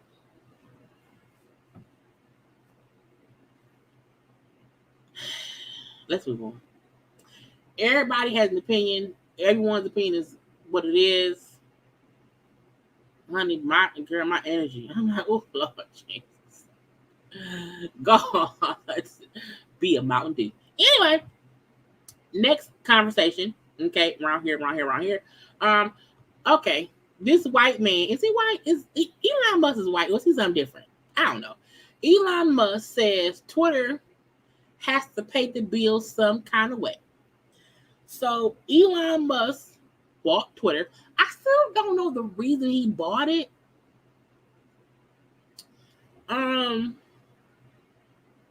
He just wants to own shit, I feel like. And he spent a whole bunch of money on it. And he said it was now a space for free speech or whatever. They were saying that a whole bunch of people had started using like racial slurs and stuff. I don't use Twitter that often. I have it. I tweet here and there. You know what I'm saying? And now they want people to pay for the little blue check verified thing. And it went from being $20, and now they say what he said he gonna charge $8. Now, I feel like nobody knows the real reason or the real way to even be verified on Twitter. It's like a fucking secret society. So I don't care. You know what I'm saying? I feel like if you are a business, if you are a brand, if you are really doing things under a brand name, like JayLeesCorner is a brand. You know, for most of these sites, even for IG, Twitter, you usually have to have a certain amount of followers and this and that and that and this to usually get, you know, the little blue thing or whatever. So the fact that he now wants people on Twitter to pay for the little blue thing, to me, it's pointless because now anybody with $8 can everybody get $8 a month. Everybody. Not nothing new. So I feel like that's stupid.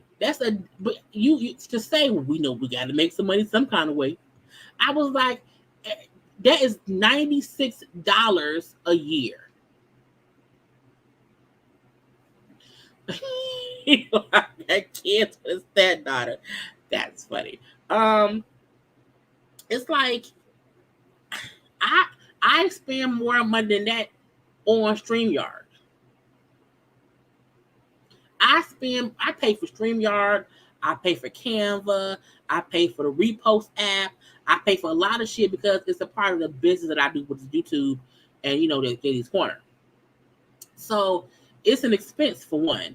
But But I feel like charging people $8 a month to be verified on Twitter, it loses its luster. Because it was supposed to be for like brands and shit. You know what I'm saying? I don't get like, I see people like, I feel like if you are a business, you just pay for shit because it's a part of the business. I do not think anybody, and this may sound mean, I don't think that anybody should be able to pay $8 to be verified on Twitter. Because I'm like, verified for what? Like, Nabisco cookies, I don't know why I said Nabisco. Is Nabisco, let's say right? I don't know. They're a brand. That's the official Nabisco page.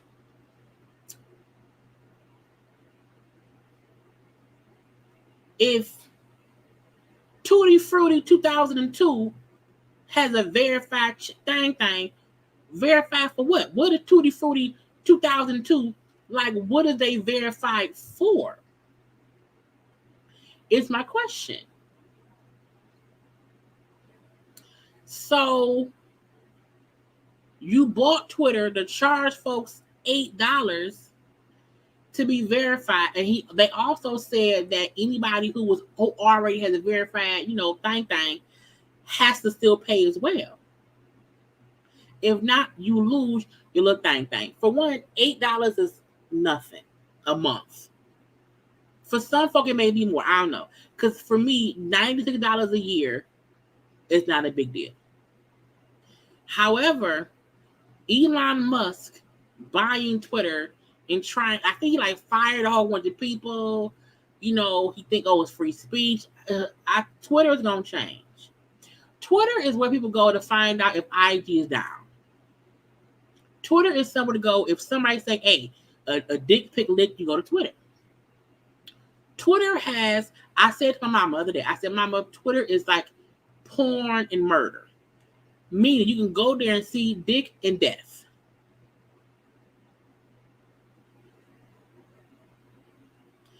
I don't think the $8 is gonna kill Twitter, but I also feel like if he keep changing shit and making it a unsafe environment for people, that is what will make folk not go. And then it'll just be left for a whole bunch of racist motherfuckers, okay? But people really go to Twitter when if IG down, if YouTube is down, people go to Twitter to find out what's down. Is IG down? Is Facebook down? Is IG down? Is somebody really down? That's where people go for that.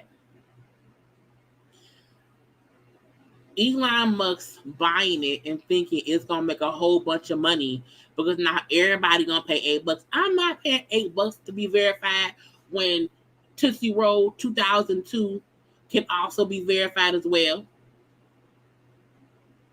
No, I'm good. Okay, I don't think anybody should be able to pay to be verified. I think verified should really mean this is a brand. You're operating as a business. And when people want to see that you're an actual business, they can see, yes. Why? Because we have verified that it's actually you. But Tootsie Roll 2002 ain't doing shit besides posting cat memes and bullshit.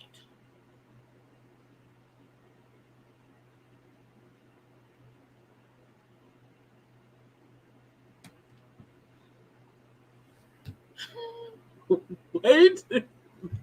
They got free dick pics of Pornhub. Pornhub was great. We like Pornhub. But I just think it's stupid. I think it's dumb. Twitter, I don't like Facebook because all people post on Facebook is a whole bunch of, it's just reposting memes. That's stupid. I don't follow enough folk on Twitter, so it's dumb. My thing is IG. I post on IG all the time and whatnot. So I'm a IG person. Okay. But if I see the Tootsie Roll 2002 is verified on Twitter, I'm going to be like, Twitter's dead. Twitter's dead. That's it. You know, that's true. Look, we are not going to get into the better porn sites. We're going to leave the better porn sites alone, okay? But we know it's a lot of free, you know what I'm saying, penises and vaginas on the places they supposed to be at, okay? Yes, IG Reels is very fun. I post Reels every day. When you make one, they're very fun. You know what I'm saying? Right. The corner after dark. Yeah, okay. Yeah. MySpace, Black Planet, all these sites that died off because people tried to make them what they weren't. Is they gonna learn? You're gonna learn today. You'll learn today. Okay. So Elon Musk, go ahead, bro. Charge $8. Hell, he could have charged 20. If you can't, this is my thing, and I'm gonna say this respectfully. I feel like anybody paying for something like a service fee, you should only be doing that for like business purposes. You know what I'm saying? No one should be paying on social media for something like it's a streaming service. Like I get we all gonna pay for like Netflix and Hulu or whatever. That's different. You know what I'm saying? But if you are a brand and you are a business and it costs $20 to be verified on Twitter or whatever, and that's just a part of your brand, that's fine. Regular Joe Smo, why do you want a blue check? Honestly, I feel like regular folk should pay $20 a month for a blue check. A real brand looking to be really, you know what I'm saying, branded should pay $35 a month. And they check should be a different color and bigger because you're an actual brand. But I mean, I ain't nobody paying that shit. Elon Musk is just another white man, like the orange man who used to be in the office. To me, he's a man with a whole bunch of money and nothing to do. The amount of money you spent buying Twitter, you could have alleviated. Is that the right word? Student loan debt.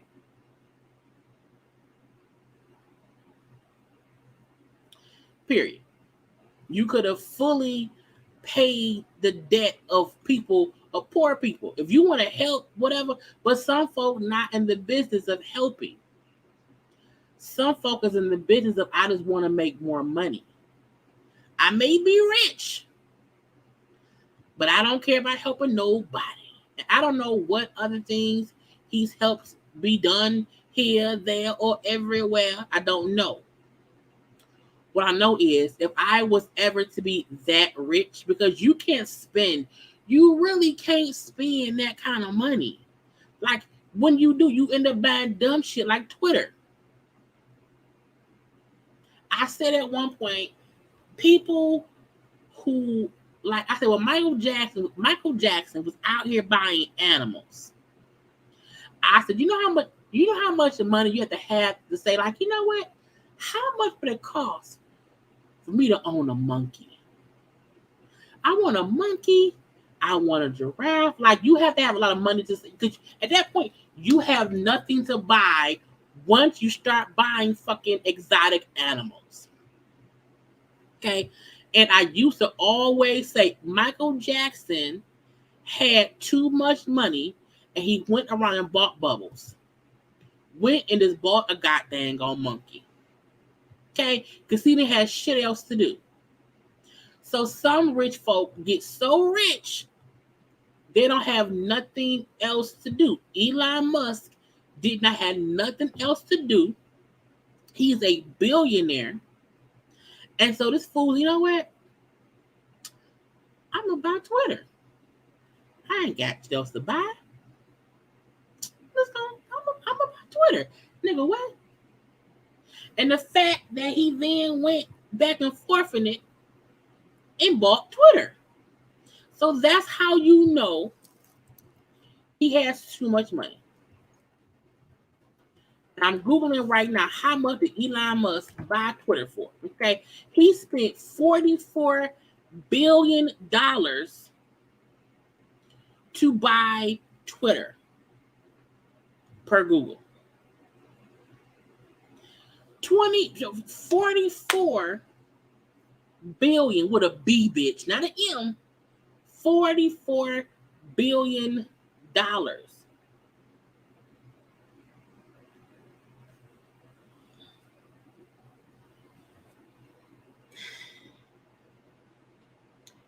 He could have put $1 billion towards student loan debt. He could have bought all the, he could have bought America. You could have, people should not be that rich. Nobody should have enough money to spend $44 billion to buy a fucking social media app and then want to charge for $8 to use the shit or whatever.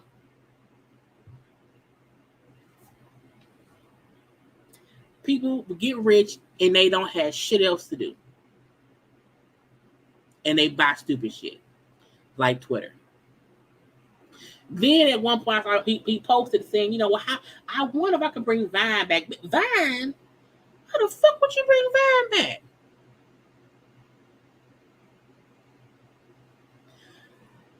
The reason the world is so unfair is because folks can have, and you know how I said the other day, or the other day I said, who was it? Was it Kim and them? Somebody, I said, they don't, oh, no, it was Wendy from Potomac. When Wendy and her husband Eddie from Potomac was talking about that damn night in restaurant, and I said, I bet that Wendy and her husband don't have an extra $300,000 just sitting around figuring out what the fuck to do with it. The fact that Elon Musk had an extra $44 billion sitting around somewhere that he just went and bought Twitter with is crazy.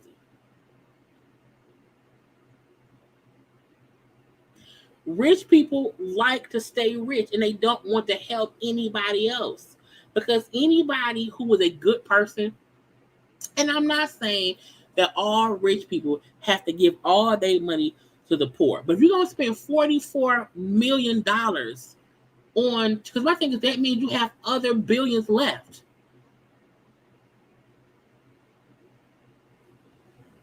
I could never be Oprah, Jay-Z, Bill Gates, Elon Musk.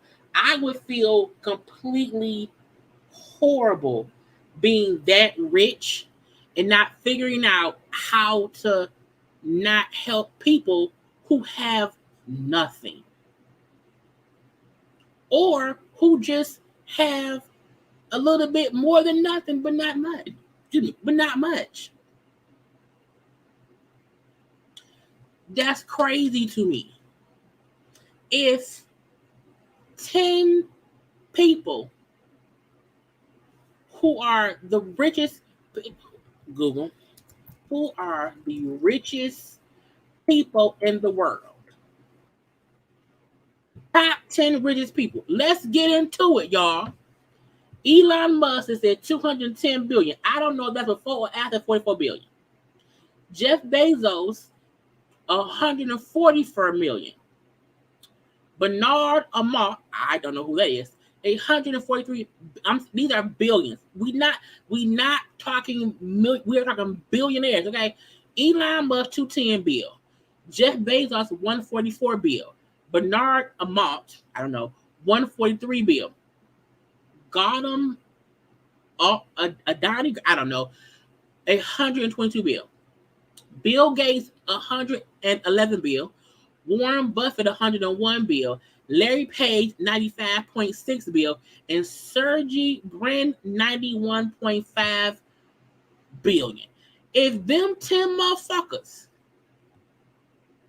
just said, you know what, let's just, help some people. Let's all donate $5 billion. Let the 10 of us donate, each person donate $5 billion, and just see who we can help. Let's find, let's just, if you can't, why? You don't even have enough kids to give all that money to. And yes, that will be generational wealth forever, ever, and ever. Yes, you can spare $5 billion just to get people out of debt. And once people are out of debt, you never have to help again. And if somebody go back in debt, that's on them. But to not want to try to attempt to help the world be a better place for you and for me and the entire human race, okay, you a fucked up individual. Because y'all have billions.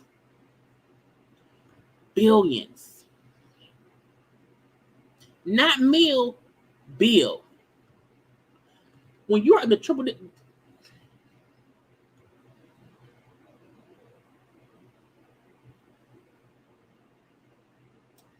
so people, you know what I'm saying? Fuck Elon Musk. Excuse me. Right. He could have gave $1 billion to each state in America and still been a multi-billionaire. They don't want to. That's how you know it's all for self. I promise y'all, if I had 100 million, I would have to put up $5 million, and that would be my okay. I can help what I can help with that $5 million. The rest of the money is mine and my family. Okay, but I feel like once you are in the triple digits of millions or billions, you can you. And I'm not saying you should help all the time, but it should be a requirement. Once you have 100 billion, fuck that. Once you have $1 billion, you should have to help the world. Because most of the money is in your pockets. Anybody sitting around here with billions of dollars, and you know for a fact, even if the most you do is in every state, you build homeless shelters so that nobody is homeless. If your thing is okay, I'm gonna take Michigan. Okay, if y'all, you know what I'm saying, every billionaire should be required to take a state and build homeless shelters just so that people are not homeless. How can you sit around in your house and your pension and have billions of dollars, but you know for a fact there are actual homeless people in your country where you live? I could not do that.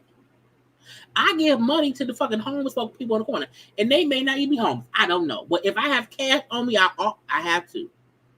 Because how can you see somebody homeless and not get no fucks?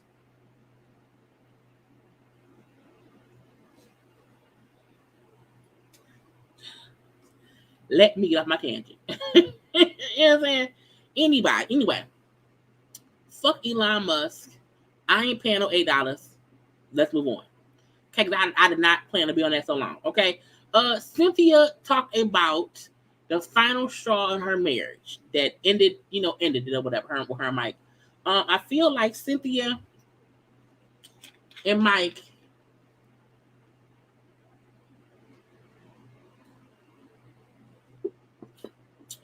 said, fuck this. Cynthia and Mike, you know what, we done. It's over. Okay. Because Cynthia was on the podcast. I think it was about 2 P's in the pod, or 2 T's. I don't know. It's some white ladies was on Bravo. Okay. I think one of them, I don't remember. But Cynthia was on their podcast. and they asked her about what happened with her and Mike. What happened? What went on between you two that made made it be over? And Cynthia said, okay, basically, we weren't friends anymore. It just felt like we weren't friends. And, friends is the main thing. And we can't be friends. And I was like, girl, look, I fully agree that, people need to be friends. You really do need to be friends with your husband or your wife. I do feel like, you have to want to be friends. But I feel like y'all weren't married long enough to stop being friends to where it ended in divorce. Like usually, so that was weird to me for one. I also can appreciate Cindy, like, it ain't gonna work. So we need to at least leave. I'm done. You know what I'm saying? So a part of me feel like, is that all that it was? And it has to be more. We know that, but that's what she said, okay? That she wanted to just be married to her best friend, and because they felt like they were no longer best friends, that they did not want to get to a point of not being able to be friends at all. So because they both felt like they weren't friends anymore, they had to pump the brakes. But I was like, how do you pump the brakes on your... Because Cynthia and Mike were married less than 2 years before separating. So I do wonder, when did you stop feeling like they were your friend? And how long did y'all try to, I guess, get it back? And so that's the question I kind of had. So it's like, that's why I always say that first 6 months is the goddamn trial. That is the representative. Okay, everybody happy at first, and if you not happy at first, then bitch run. Okay, because it should not be extremely hard in the beginning. But I also feel like if you fell in love quick, got married quick, should you divorce quick, or should you try to see if it'll work? You know what I'm saying? Or do you say, you know what, I tried. I tried for 2 years, it didn't work out, so I'm gonna move on. Because it's also nothing wrong with knowing, what this ain't working, and leaving it. Because we've seen shit get messy. We've seen people stay in stuff for too long. And we say, man, they should have moved on. They should have moved on. They should have moved on. And then people don't move on, and then we like, I don't know. So I can commend them for not wanting to stay in it just to stay in it, but I also feel like, but did y'all try to make it work? Did y'all try to be friends? Was it a trial? Since I wonder. But again, I respect her for giving her reasoning, saying we just felt like we weren't friends anymore, which probably means they was beefing for whatever reason it was. What's too long for you? Too long to stay in a marriage that you're unhappy in? I feel like if you've only been married for less than 2 years, and if you have not been dating for, like, if you've been together for, let's say, 7 years total, let's say you dated for 3 years, you were married for 3 years, and then y'all separated or was working on it for 3 years, I think 7 is a good roundabout number.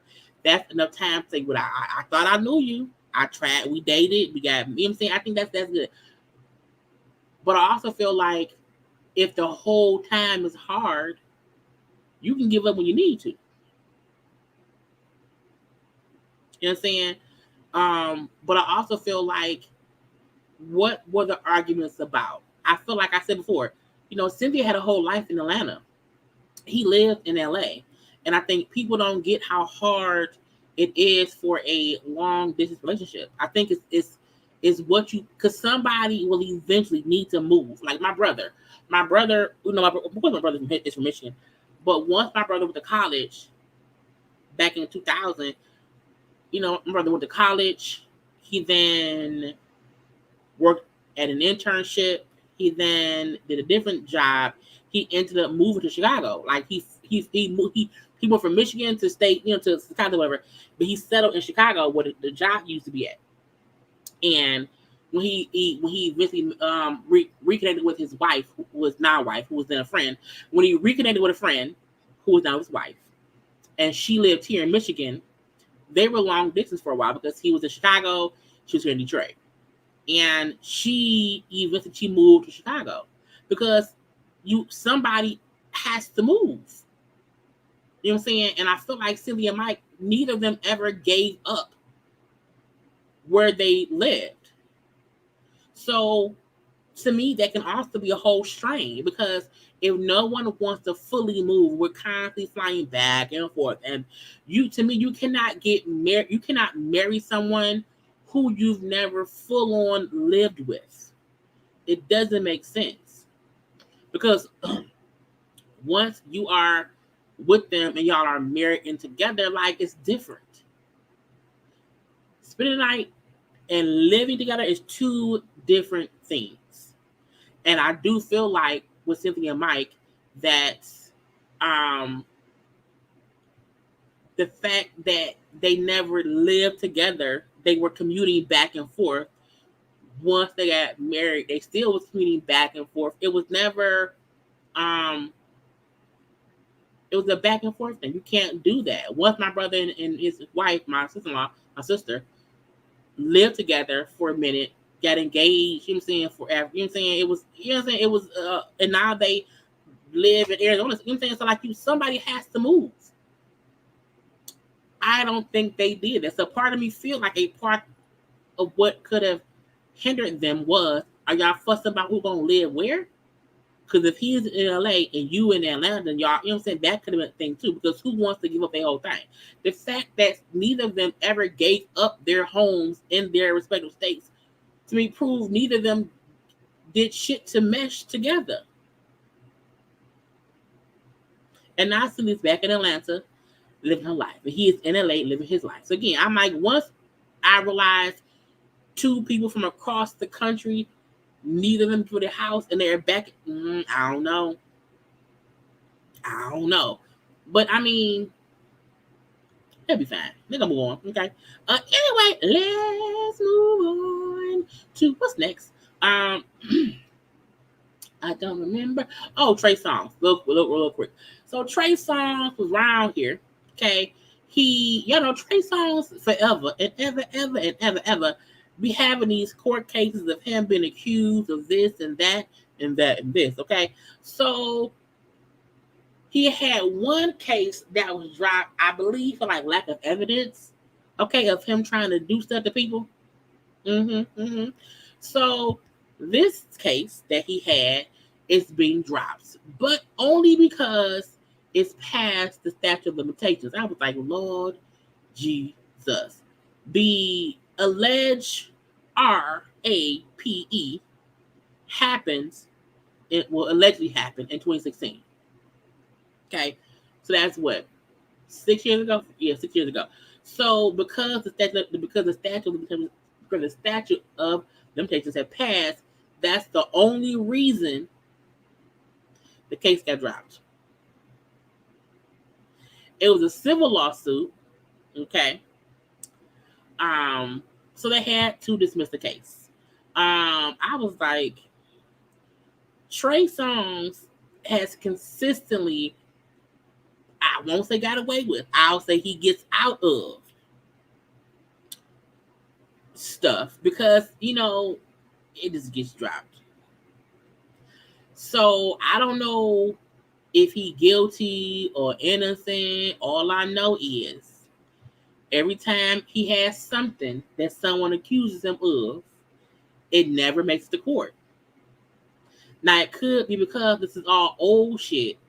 Because mostly everything that came up, I think, was old. I don't think any of it was new stuff. It was all stuff from, years ago. Not saying that makes a difference, but I'm saying that can be the reason as to why it's not making it to court because, girl,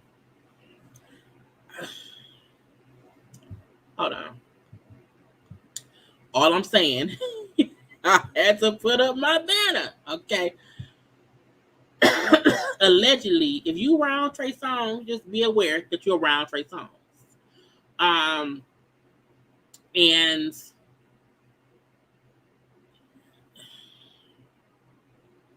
I think because this was not a criminal case, it was a civil lawsuit, meaning it was for money, that could be it too. So again, if you are ever around Trey Songz, just be aware that you are around Trey Songz. And be careful. Next up, let's move on. Because I don't know. Nipsey Hussle. So I want to quickly touch on this a little bit. So y'all know Nipsey Hussle, who passed away a couple years ago. It was like 3 or 4 years ago. I think it was 3 years ago. He has a daughter. Okay, he had an older daughter with the lady. Okay, and before he passed away, I feel like there were no knowledgeable issues or consistent issues with him and his ex, Tanisha. Okay. Now, after he passed away, it's been a consistent battle, basically, for the daughter. His family, his mom, sister, brother, wanted to keep the daughter with them. She wanted to keep the daughter with her. I believe before he passed away, the daughter seemingly was with, I think, like both of them. The daughter is 13 now, okay? And the brother, I'm going to story. So the brother, Sam, the sister, Samantha, and the mama keep trying to make the courts not give custody to the lady, Tanisha. Now, Tanisha goes by China Hustle on social media. Her name is Tanisha Foster. Okay. And she's like, I should have my daughter. He passed away in 2019. And she now feel like she should have custody of the daughter. Now, when he died in 2019, the family, the mama, the brother, the sister went to court demanding Imani be in their care and they be her guardians. The mama did not want that, okay? But they kept saying she's an unfit parent, okay? And the daughter would be better off raised with them, okay? Now, eventually, the mama gave custody to them, okay? So she eventually gave in, and for the past 3 years, the girl has been with them. Now, the mama had a visitation or whatever, and so recently this year, she went by the court asking them to give her custody of the girl because she thinks that his family should no longer be the guardian for the daughter, who's now 13. Now, I'm going to read what it says. It says, court documents state that Nipsey's ex-girlfriend admitted that she agreed to the guardianship 3 years ago due to her financial limitations, and the family promised that she would be in their care and it was the best for the daughter. She said now the family is using their financial position and their influence to kind of take control of the daughter, to disregard what she wants, okay, trying to control the daughter, and withholding financial assistance and reducing visitation with the daughter. Okay, the girl wrote, I have continued to be an active parent in Imani's life. She spends the nights with me often. I take her to school. I continue to do the things a parent would do with a child. I am very unhappy that the guardians will not take my call. They have me blocked on their cell phones. I have to go through a third party or Imani to communicate with the guardians, meaning they won't talk to her. I also feel like if she's talking to the daughter. What is the daughter saying?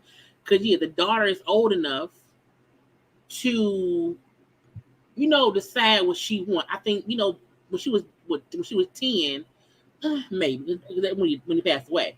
If she's now 13, she at least know, like, do you want to be around mama? And also feel like the fact that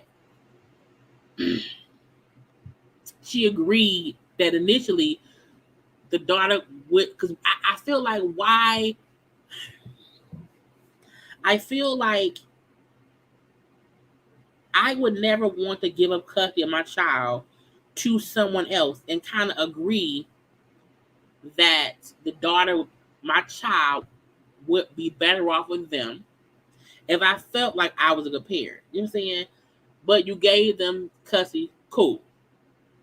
And I do wonder, because she was saying again, the guardians are not taking her phone calls, and she has to go to third parties or the daughter to have conversation with, either the mama, the sister, or the brother. Okay. She also said, there are no circumstances or events in my life that would disqualify me for regaining my exclusive role as Imani's parent. There's no longer any need for guardianship. Imani routinely asks me, when are she and I going to be able to live together? She longs to be with me as her mother. I am begging the court to terminate the existing guardianship. I feel like at this point, the courts would have to talk to the daughter. Because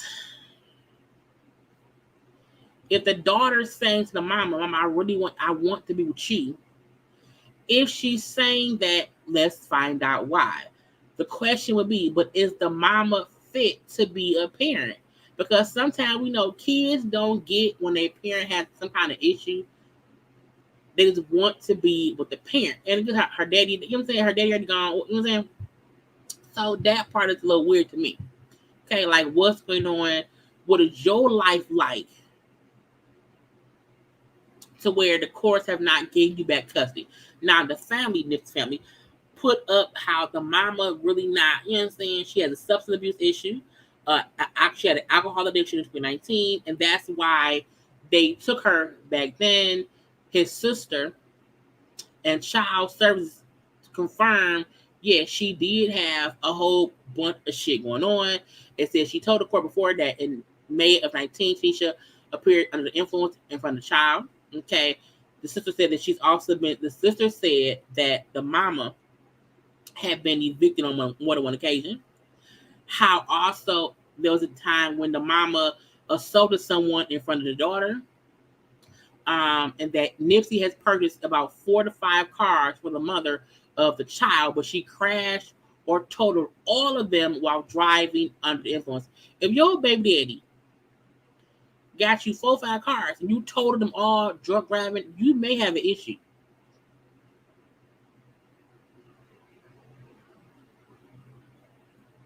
So I feel like the court should have to figure out, does the mama still have any drinking and drugging problems? If she does not, that should not be a reason for them to hold back custody. But again, if she was drinking, crashing cars, being violent in front of her child, I do feel like that's the reason for her not to have custody. That's the weird part. And that was why they was like, no, she can't have this, she can't have that, okay? And also, she keeps getting evicted. I don't think that makes sense to have her had a kid. So I think whatever they had going on in 2019 is, if that's still going on now, she should not have custody. Also, some folks were saying, okay, they think that what she could have been trying to do is, if she gets back custody, because the daughter and his son, who he has going in London, stand to inherit his stuff, which is about $2 million or whatever. So I'm like, could the mom be trying to get back custody of the daughter because she then would have access to whatever money? So I feel like if these reasons of her drinking, drugging, having any kind of violent outbursts in front of the daughter, the courts need to see if that's still a thing. Like, if she's still drinking. Has she had any DUIs? Has she crashed any cars recently? Okay, so that's what I do wonder. And if she's still having these issues, could that be the reason as to why his family is cutting off communication and not allowing her to see her off because you going through some shit?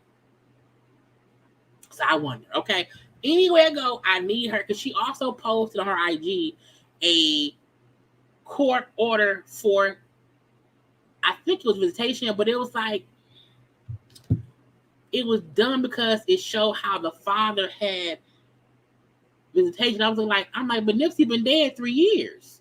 So for you to post a court document showing that Nipsey used to have visitation, what does that have to do with you now? Because he's been gone 3 years. So to me, it does not matter if he used to have visitation. That ain't got nothing to do with right now. So I don't know. It's weird. Anyway, I hope she get whatever she's supposed to get, and if she drinking drugging, she should not, get that kid back. Leave it be. Okay. What's next? I don't remember. I hope it's my last thing. Oh, I don't know why I put this in here. Look, Krishan and what's the boy name? Blueface. They are toxic. They are the definition of toxic. Okay. The fact that we keep seeing both of them show bruises, the fact that we keep seeing both of them show they are in a domestic abuse relationship. Cut it out. Get off my TV screens. Get off my social media. Get out my face. Okay? I saw her post that picture, or that the video she posted of him of saying he beat her up. And the following day, she said she was drunk. I said, bitch, what? I had a bad trip. Look at my face. I'm okay. I do not follow them. I only see what is posted on social media. They need to break up. That's it. Okay. Lastly, let's get into the whole Takeoff situation. Okay. Take 1 second, y'all, and like the video, and we'll get into our last conversation.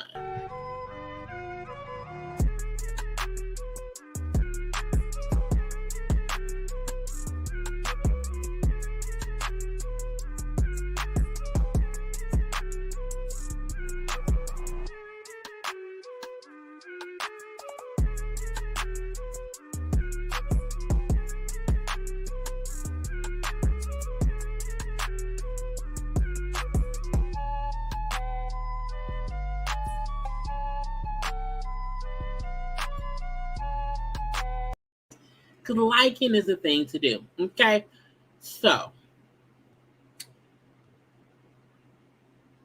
yesterday, I went, what's today? Today's Wednesday. Monday night, I wasn't feeling well.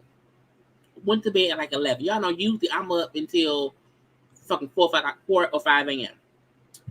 But Monday, I went to bed at like 11. I had a fucking nightmare. Woke me up at 3:30 in the morning. I could not go back to sleep. So I'm laying in the bed, scrolling social media, just doing stuff to find content for my live later on or whatever. Just scrolling. And at around, I think like 5:45 in the morning, I'm scrolling on, I can't remember if it was Twitter or IG, but I saw a post that said Takeoff and Quavo shot in Houston. Takeoff reportedly dead. Quavo condition is unknown. I was like,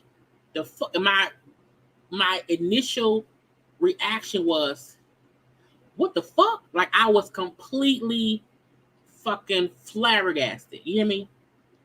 And so I start search, because I haven't been up since 3:30. So I'm searching social media like, what? I saw it on Twitter. I then went to IG. And the only blog I saw posting about it initially was Hollywood Unlocked. And I'm like, oh, fuck. Because sometimes, ever since they posted about the Queen, I'm like, I don't know. It may not be true. So it was only Hollywood Unlocked. I then seen Gossip of the City T post a little bit. But it was like the news was like just coming in. And when no other blog is posting the fact that the Migos, I'm like, maybe this is some bullshit. Because I feel like bigger blogs are up 24/7. So I'm like, I don't know. But as I'm searching, I keep seeing the same shit. I went back to Twitter and scrolling Twitter, and I'm seeing Rest in Peace Takeoff. So I'm scrolling the Rest in Peace Takeoff hashtag, and then when I'm seeing videos, I'm not knowing what the video is. And as I'm looking and I see the videos, I realize Takeoff he had died. We then find out Quavo was not shot.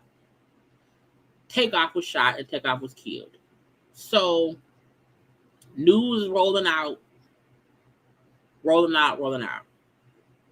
The initial story that was coming out again was Takeoff shot and killed.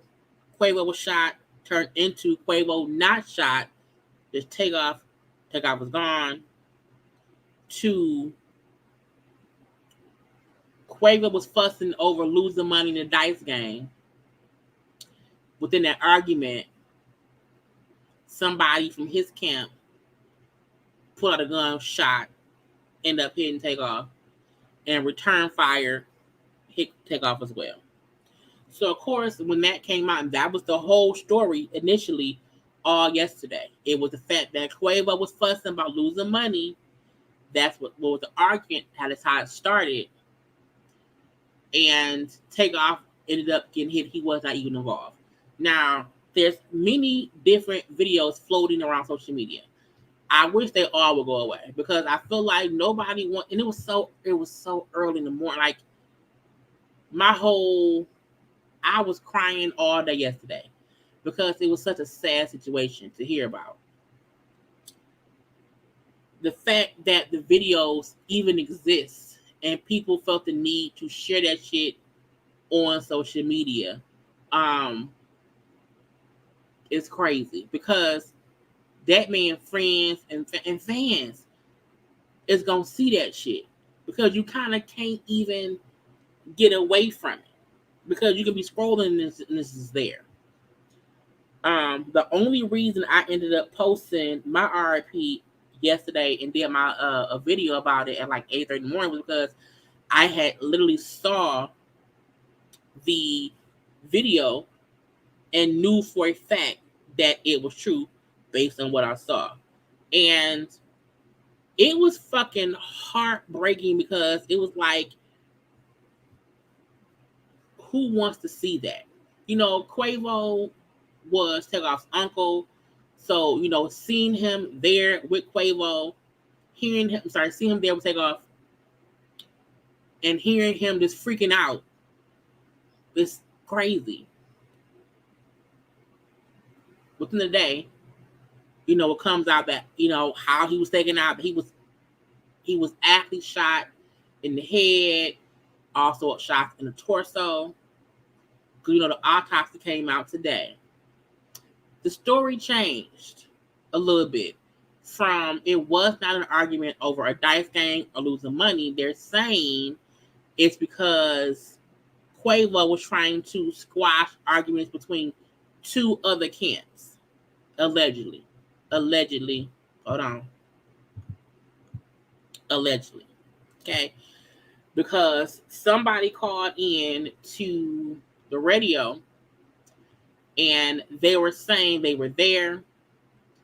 They were saying that, you know, it was not about Quavo being upset. It had nothing to do with any money being lost. It was nothing about that. It was literally, you know, just people being stupid. And Quavo was not fussing with anybody. Quavo was not upset about money, was not about no gambling, was about nothing. They was even saying how nobody else. I'm gonna play the clip. Hold on, let me see if I can. So this, I'm gonna share my screen. Hold on, y'all. I was going to download it and have it on my thing. I just forgot because I got home. Just wasn't fully thinking. I want y'all to listen up and hopefully, I hope it won't be no echo. Say something really quick, and I'm gonna try not to give out my identity. We were all there when all this happened. I just left from HPD. First of all, in order to be around Jazz Prince, you have to be searched. None of us had guns, but Jazz people had guns. Okay. All of this was over a dice game. This shit started in 5th Ward around 9:30, 10 last night. So this had nothing to do with no damn dice game, with no money situation or anything like that. And the only reason why I'm not going to great details because I live in Houston and the Prince family know me.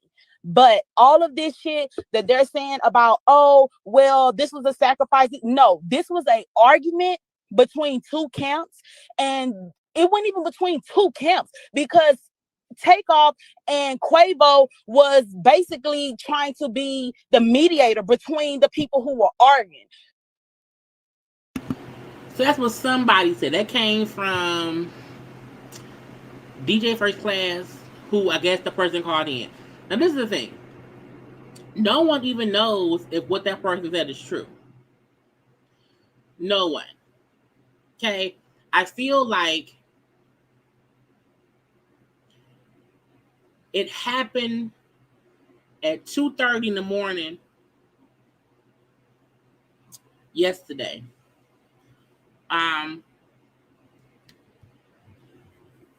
We know the police who had a press conference was saying that it was people, it was like at least 40 people there. The videos that you see shows it was eyewitnesses there. A lot of eyewitnesses there. Because I have seen, and the crazy part, about being a YouTuber, whatever, I did not want to see the video of Takeoff on the ground bleeding out. I didn't need to see that. But the video of the argument and hearing the gunshots, I felt like it was okay for me to see because, you know what I'm saying, that is show kind of happened. So I'm like, that was just proof that it was enough people there that somebody know who pulled out a gun and started shooting. Because you do see Quavo talking to somebody, but you also hear him say, "Man, I'm finna go. I'm out."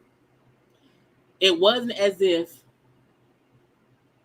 excuse me, it was an argument, an active argument, and then it was some aggressive shit. And no, it wasn't that.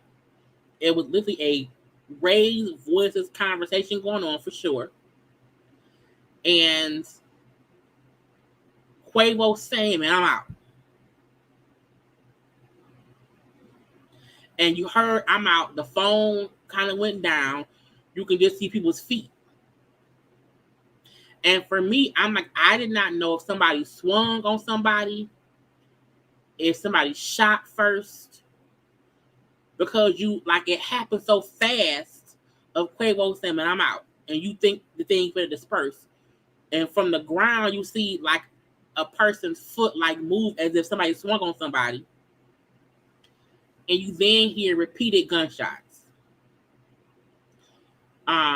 I did not see any video that showed Takeoff get shot. You do hear the gunshots. You do hear an argument. "I'm finna go. I'm out." You see Quavo turn around to leave. You can see in the video Takeoff standing like behind Quavo. And you just hear gunshots ring out. And you see people just scatter. And I didn't mind seeing that video. But the fact that somebody literally was recording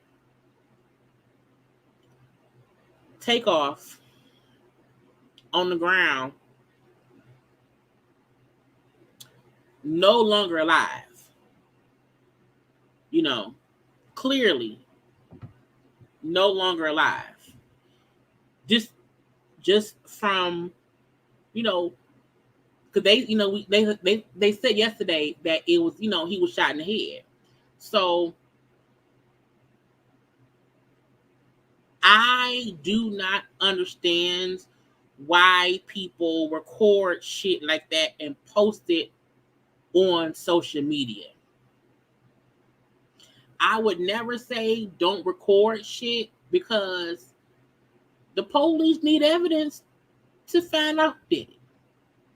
But I feel like people who recorded it and posted it on social media are stupid, because no one should have been allowed to see Takeoff in that condition. No one should have been able to see Quavo grieving and in shock how he was. That's the kind of shit that you leave for the police. You leave for the prosecutors to show in court as proof of what somebody did. And I know there was a slow motion, because I'm not playing any of the videos here. None of them. I'm just telling y'all what I saw so that y'all don't have to watch it. A slow down version of the video does show somebody holding a gun. They're saying that somebody that was showing a person of interest who was with Quavo and them, and how that person could be a possible shooter. I know Garcelle of the CDC has said that Quavo's assistant, Joshua, was one of the people shot, along with, there was 3 people shot in total. Takeoff that, and then 2 other people. And so, the other person was allegedly was Quavo's assistant.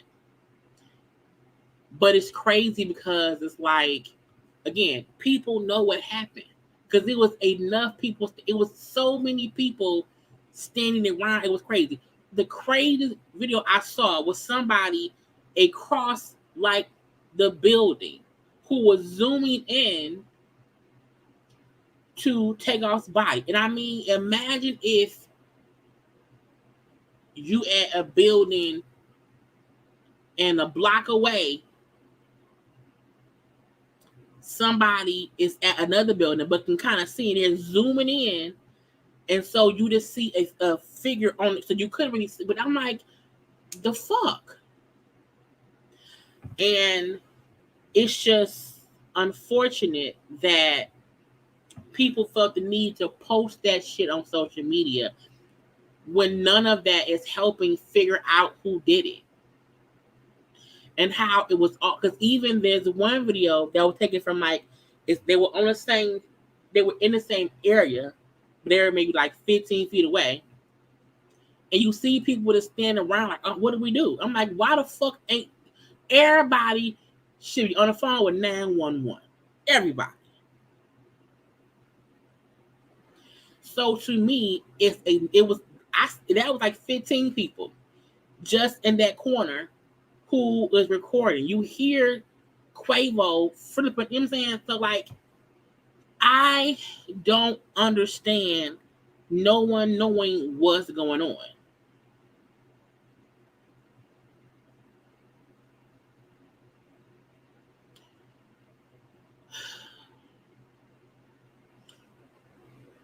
We still don't really know what happened, besides there was some type of argument that Takeoff was not involved in. And then somebody started shooting and killed Takeoff. That's really the gist of what happened. I've seen people say that, you know, it was about different stuff. It wasn't about this. It wasn't about that. But I feel like anybody posting the shit acting like, you know, this is not a, because this is the thing. I feel like when I was younger, like the big thing that happened when I was younger, because I'm 40, was when Tupac and Biggie got killed. When Tupac and Biggie got killed back in 96 and 97, I never thought, like, that was fucking shocking because we did not have rap artists getting killed. Like, it just didn't happen. It was fucking shocking. And now I feel like we have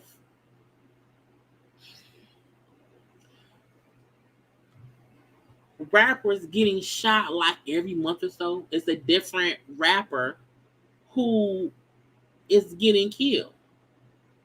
And that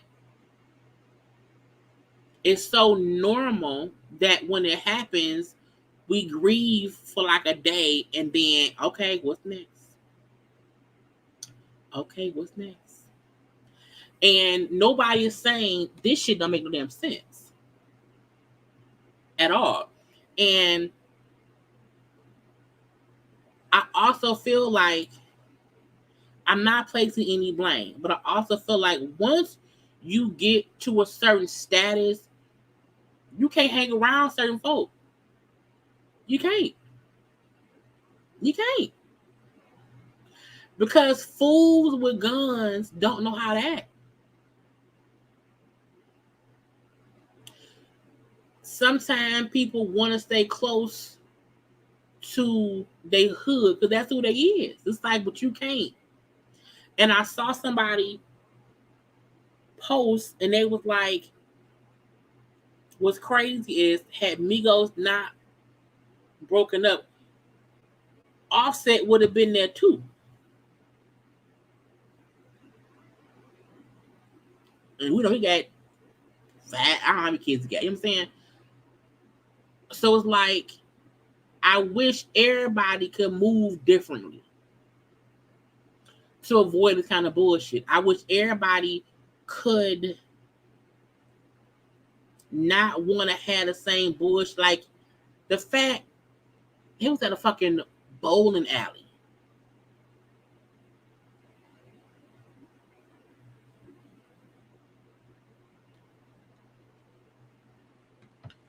Nobody should be catching headshots at a fucking bowling alley. Nobody. And I know people die every day. It happened all the time. You know, it happened. The reason I feel this is different because it's like it didn't have to happen. It really didn't have to happen. And because it keeps happening within the hip hop community,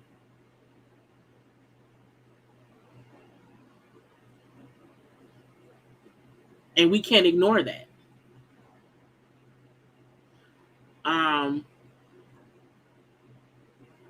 I feel like Quavo probably gonna blame himself. I feel like him seeing that shit ain't gonna sit well with him. I feel like Offset not being on the best of terms with his cousins, you know, could hit them differently. You know, I know Offset changed his IG profile picture to Takeoff. You know, they were at odds because of business shit, but they're still family.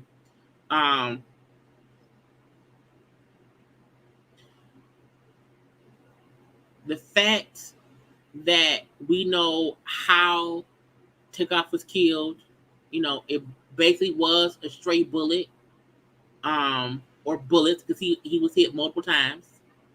You know, the coroner's report said it was multiple gunshot wounds to the head, the torso, and through the arm, which to me means this gonna sound weird. Somebody, because you know, usually somebody was somebody can't shoot. What I'm gonna say. Somebody can't shoot and it's shot in the direction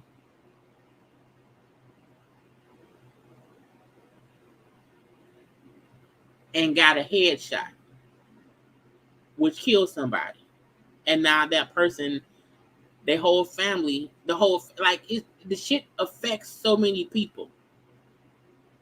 Not only the family of people of the Migos, people in the record label, all their friends, you know what I'm saying? The fucking fans. And it's people who feel like, damn.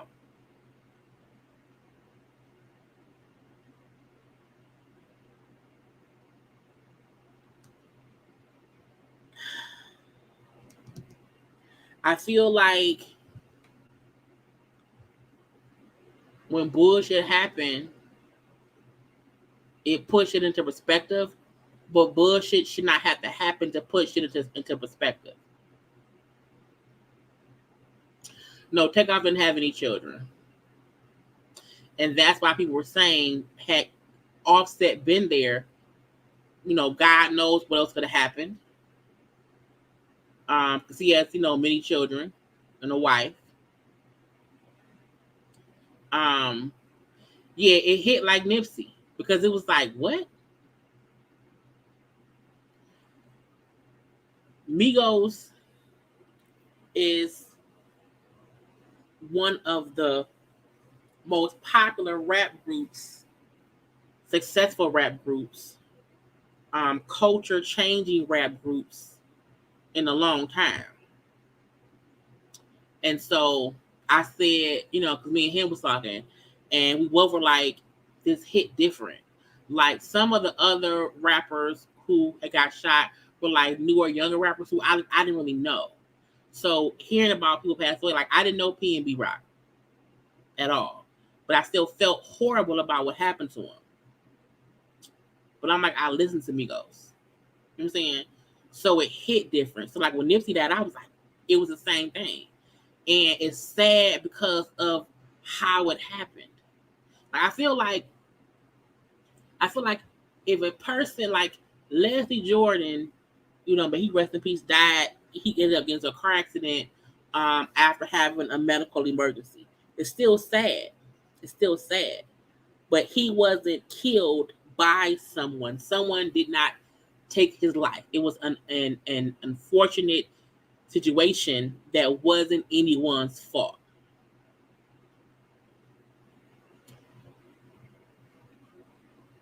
When somebody is literally shot and killed, that shit hurt because you like, what? You know what I'm saying? Like, it's to me, it's a different shock. It's because you're like, I think you get mad when somebody is killed, but you're more sad. Like when Aaliyah died in a plane crash back in 2001, I was so sad because it was an unfortunate accident. When somebody killed Tupac and Biggie, I was mad. I was sad too. I was mad because someone killed them.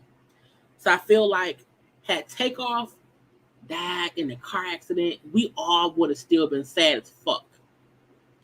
I think the anger and sadness and us being upset is because we know someone took his life. And everyone kept on saying how Takeoff was the one, he didn't do shit, nobody. He was a chill dude. And that's crazy because like he the fact that you did not even hear him talking on the fucking video show he be chilling in the cut. He be chilling, man, his fucking business.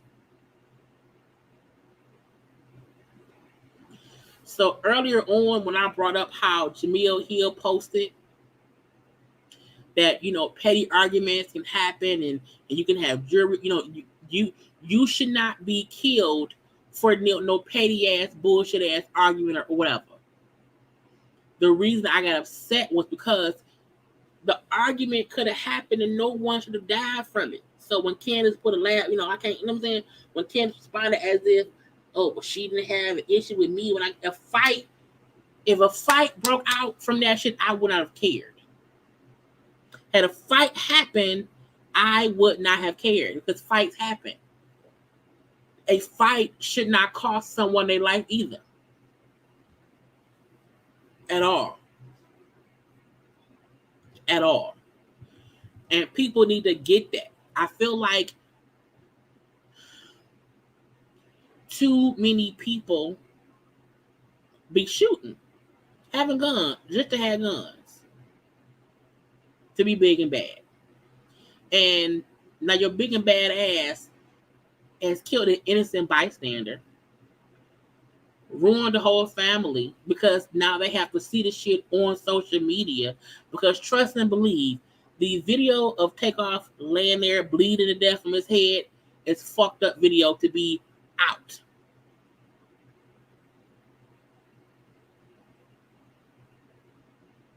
Hearing Quavo, just like what the fuck should not be out. All because some idiot pulled a gun out and started blasting.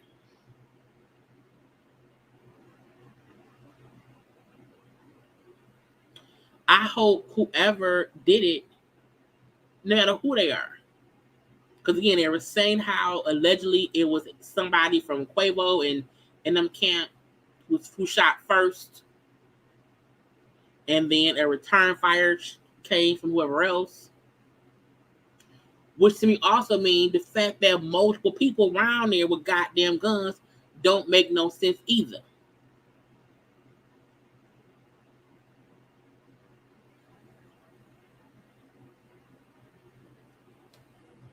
Because why is multiple people around there with guns?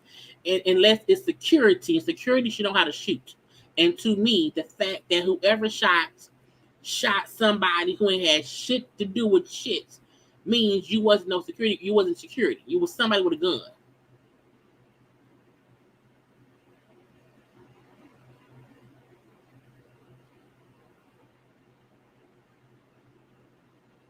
And not everybody's just because I was my whole energy. My energy is off today too. Like I am an empath. Like that's why I'm real careful, and I try my best to control my energy because once it's shifted, good or bad. You know what I'm saying? And from the moment I heard it, the news yesterday, I was like, I just couldn't. It was just like I just couldn't. Even when I did the report about it, like I sounded off to me because I couldn't shake, you know what I'm saying, the feeling of it all. And I felt like throughout the whole day, I'm like, damn, I felt like I felt like I could feel the pain of Quavo, of his mama, of Cardi, for Offset. You know what I'm saying? Because my thing is that it affects so many people. Even there's people in the world who are like upset about it. How that sadness and loss can trigger other people. It's crazy that how this one situation will trigger so much. I know folks was talking shit about Jazz Prince and his role and what he can control, and how can somebody be in your territory where you're supposed to control the gangs or whoever, and how can it happen on your watch and blah blah blah blah blah. That man ain't God. And what I mean is, when you allow people around you who be on bullshit, can't nobody control that situation but God. When you have foolish folks around here with guns, Jazz Prince can't stop shit, as we see. And that man life lost for no fucking reason, really. Because the argument ain't even worth it. It isn't. At all.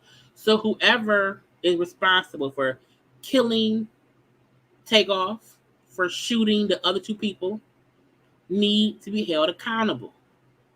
The only time a person should pull out a weapon is to defend themselves. That's it. No one should pull out a weapon because of an argument. You fucking fight, nigga. If you feel the need to let off energy, okay, fight it out. No one dies from a fight. Punch, get it over, walk away. No one should feel the need to be around shooting people, pulling out guns, and ending. Guns are final. Guns are not toys. Guns are literally made to hurt and murder people. I don't respect anybody putting a gun out in an argument, bringing a gun to a knife fight, nothing. Nothing.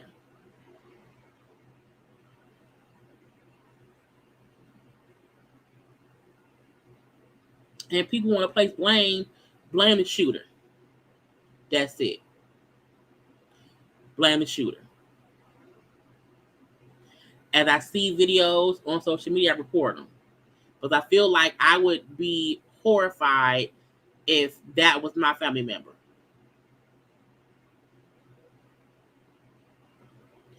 It don't need to be seen. It just doesn't. I mean, I'm telling y'all, the video of Quavo overtake our body, and they're trying to move him, but not move him. And it's just like 40 seconds of just what the fuck, like it's you see somebody realizing their nephew is dead.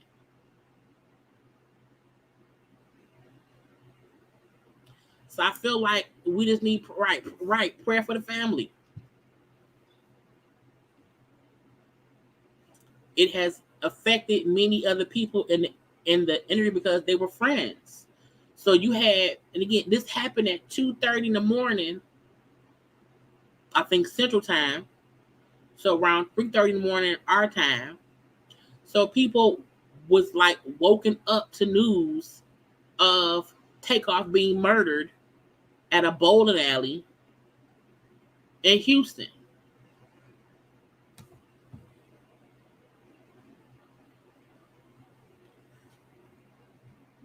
Shit's crazy. But I'm gonna leave it there, y'all. All we can do is literally pray that whoever the culprit is that did it gets caught. And that they go to jail. That's the most we can do. Like, period. I hope y'all enjoyed the show tonight. I did not, I never plan to be on 3 hours. I always end up being on 3 hours. Tomorrow we will probably do a costume review of all the famous folk and their costumes, whatever, because I did not get to do that just yet. Do not forget to do a couple of things. To subscribe to my channel, okay? To follow me on social media at JayLeesCorner on IG and Twitter. You can always know to like the video. Like the video, share it as well. I had a great time with y'all, JayBirds. I hope I was able to, you know what I'm saying, put a little bit of love into y'all souls. Okay, again, it was a good night. Gotta go. I love you all. Until tomorrow, have a good night. Be good. Be safe. Say your prayers. Okay, and if you're fighting somebody, do not pull out a gun unless it is for self-protection to prevent yourself from being hurt. Okay. Other than that, y'all, I love you all. I gotta go. Bye.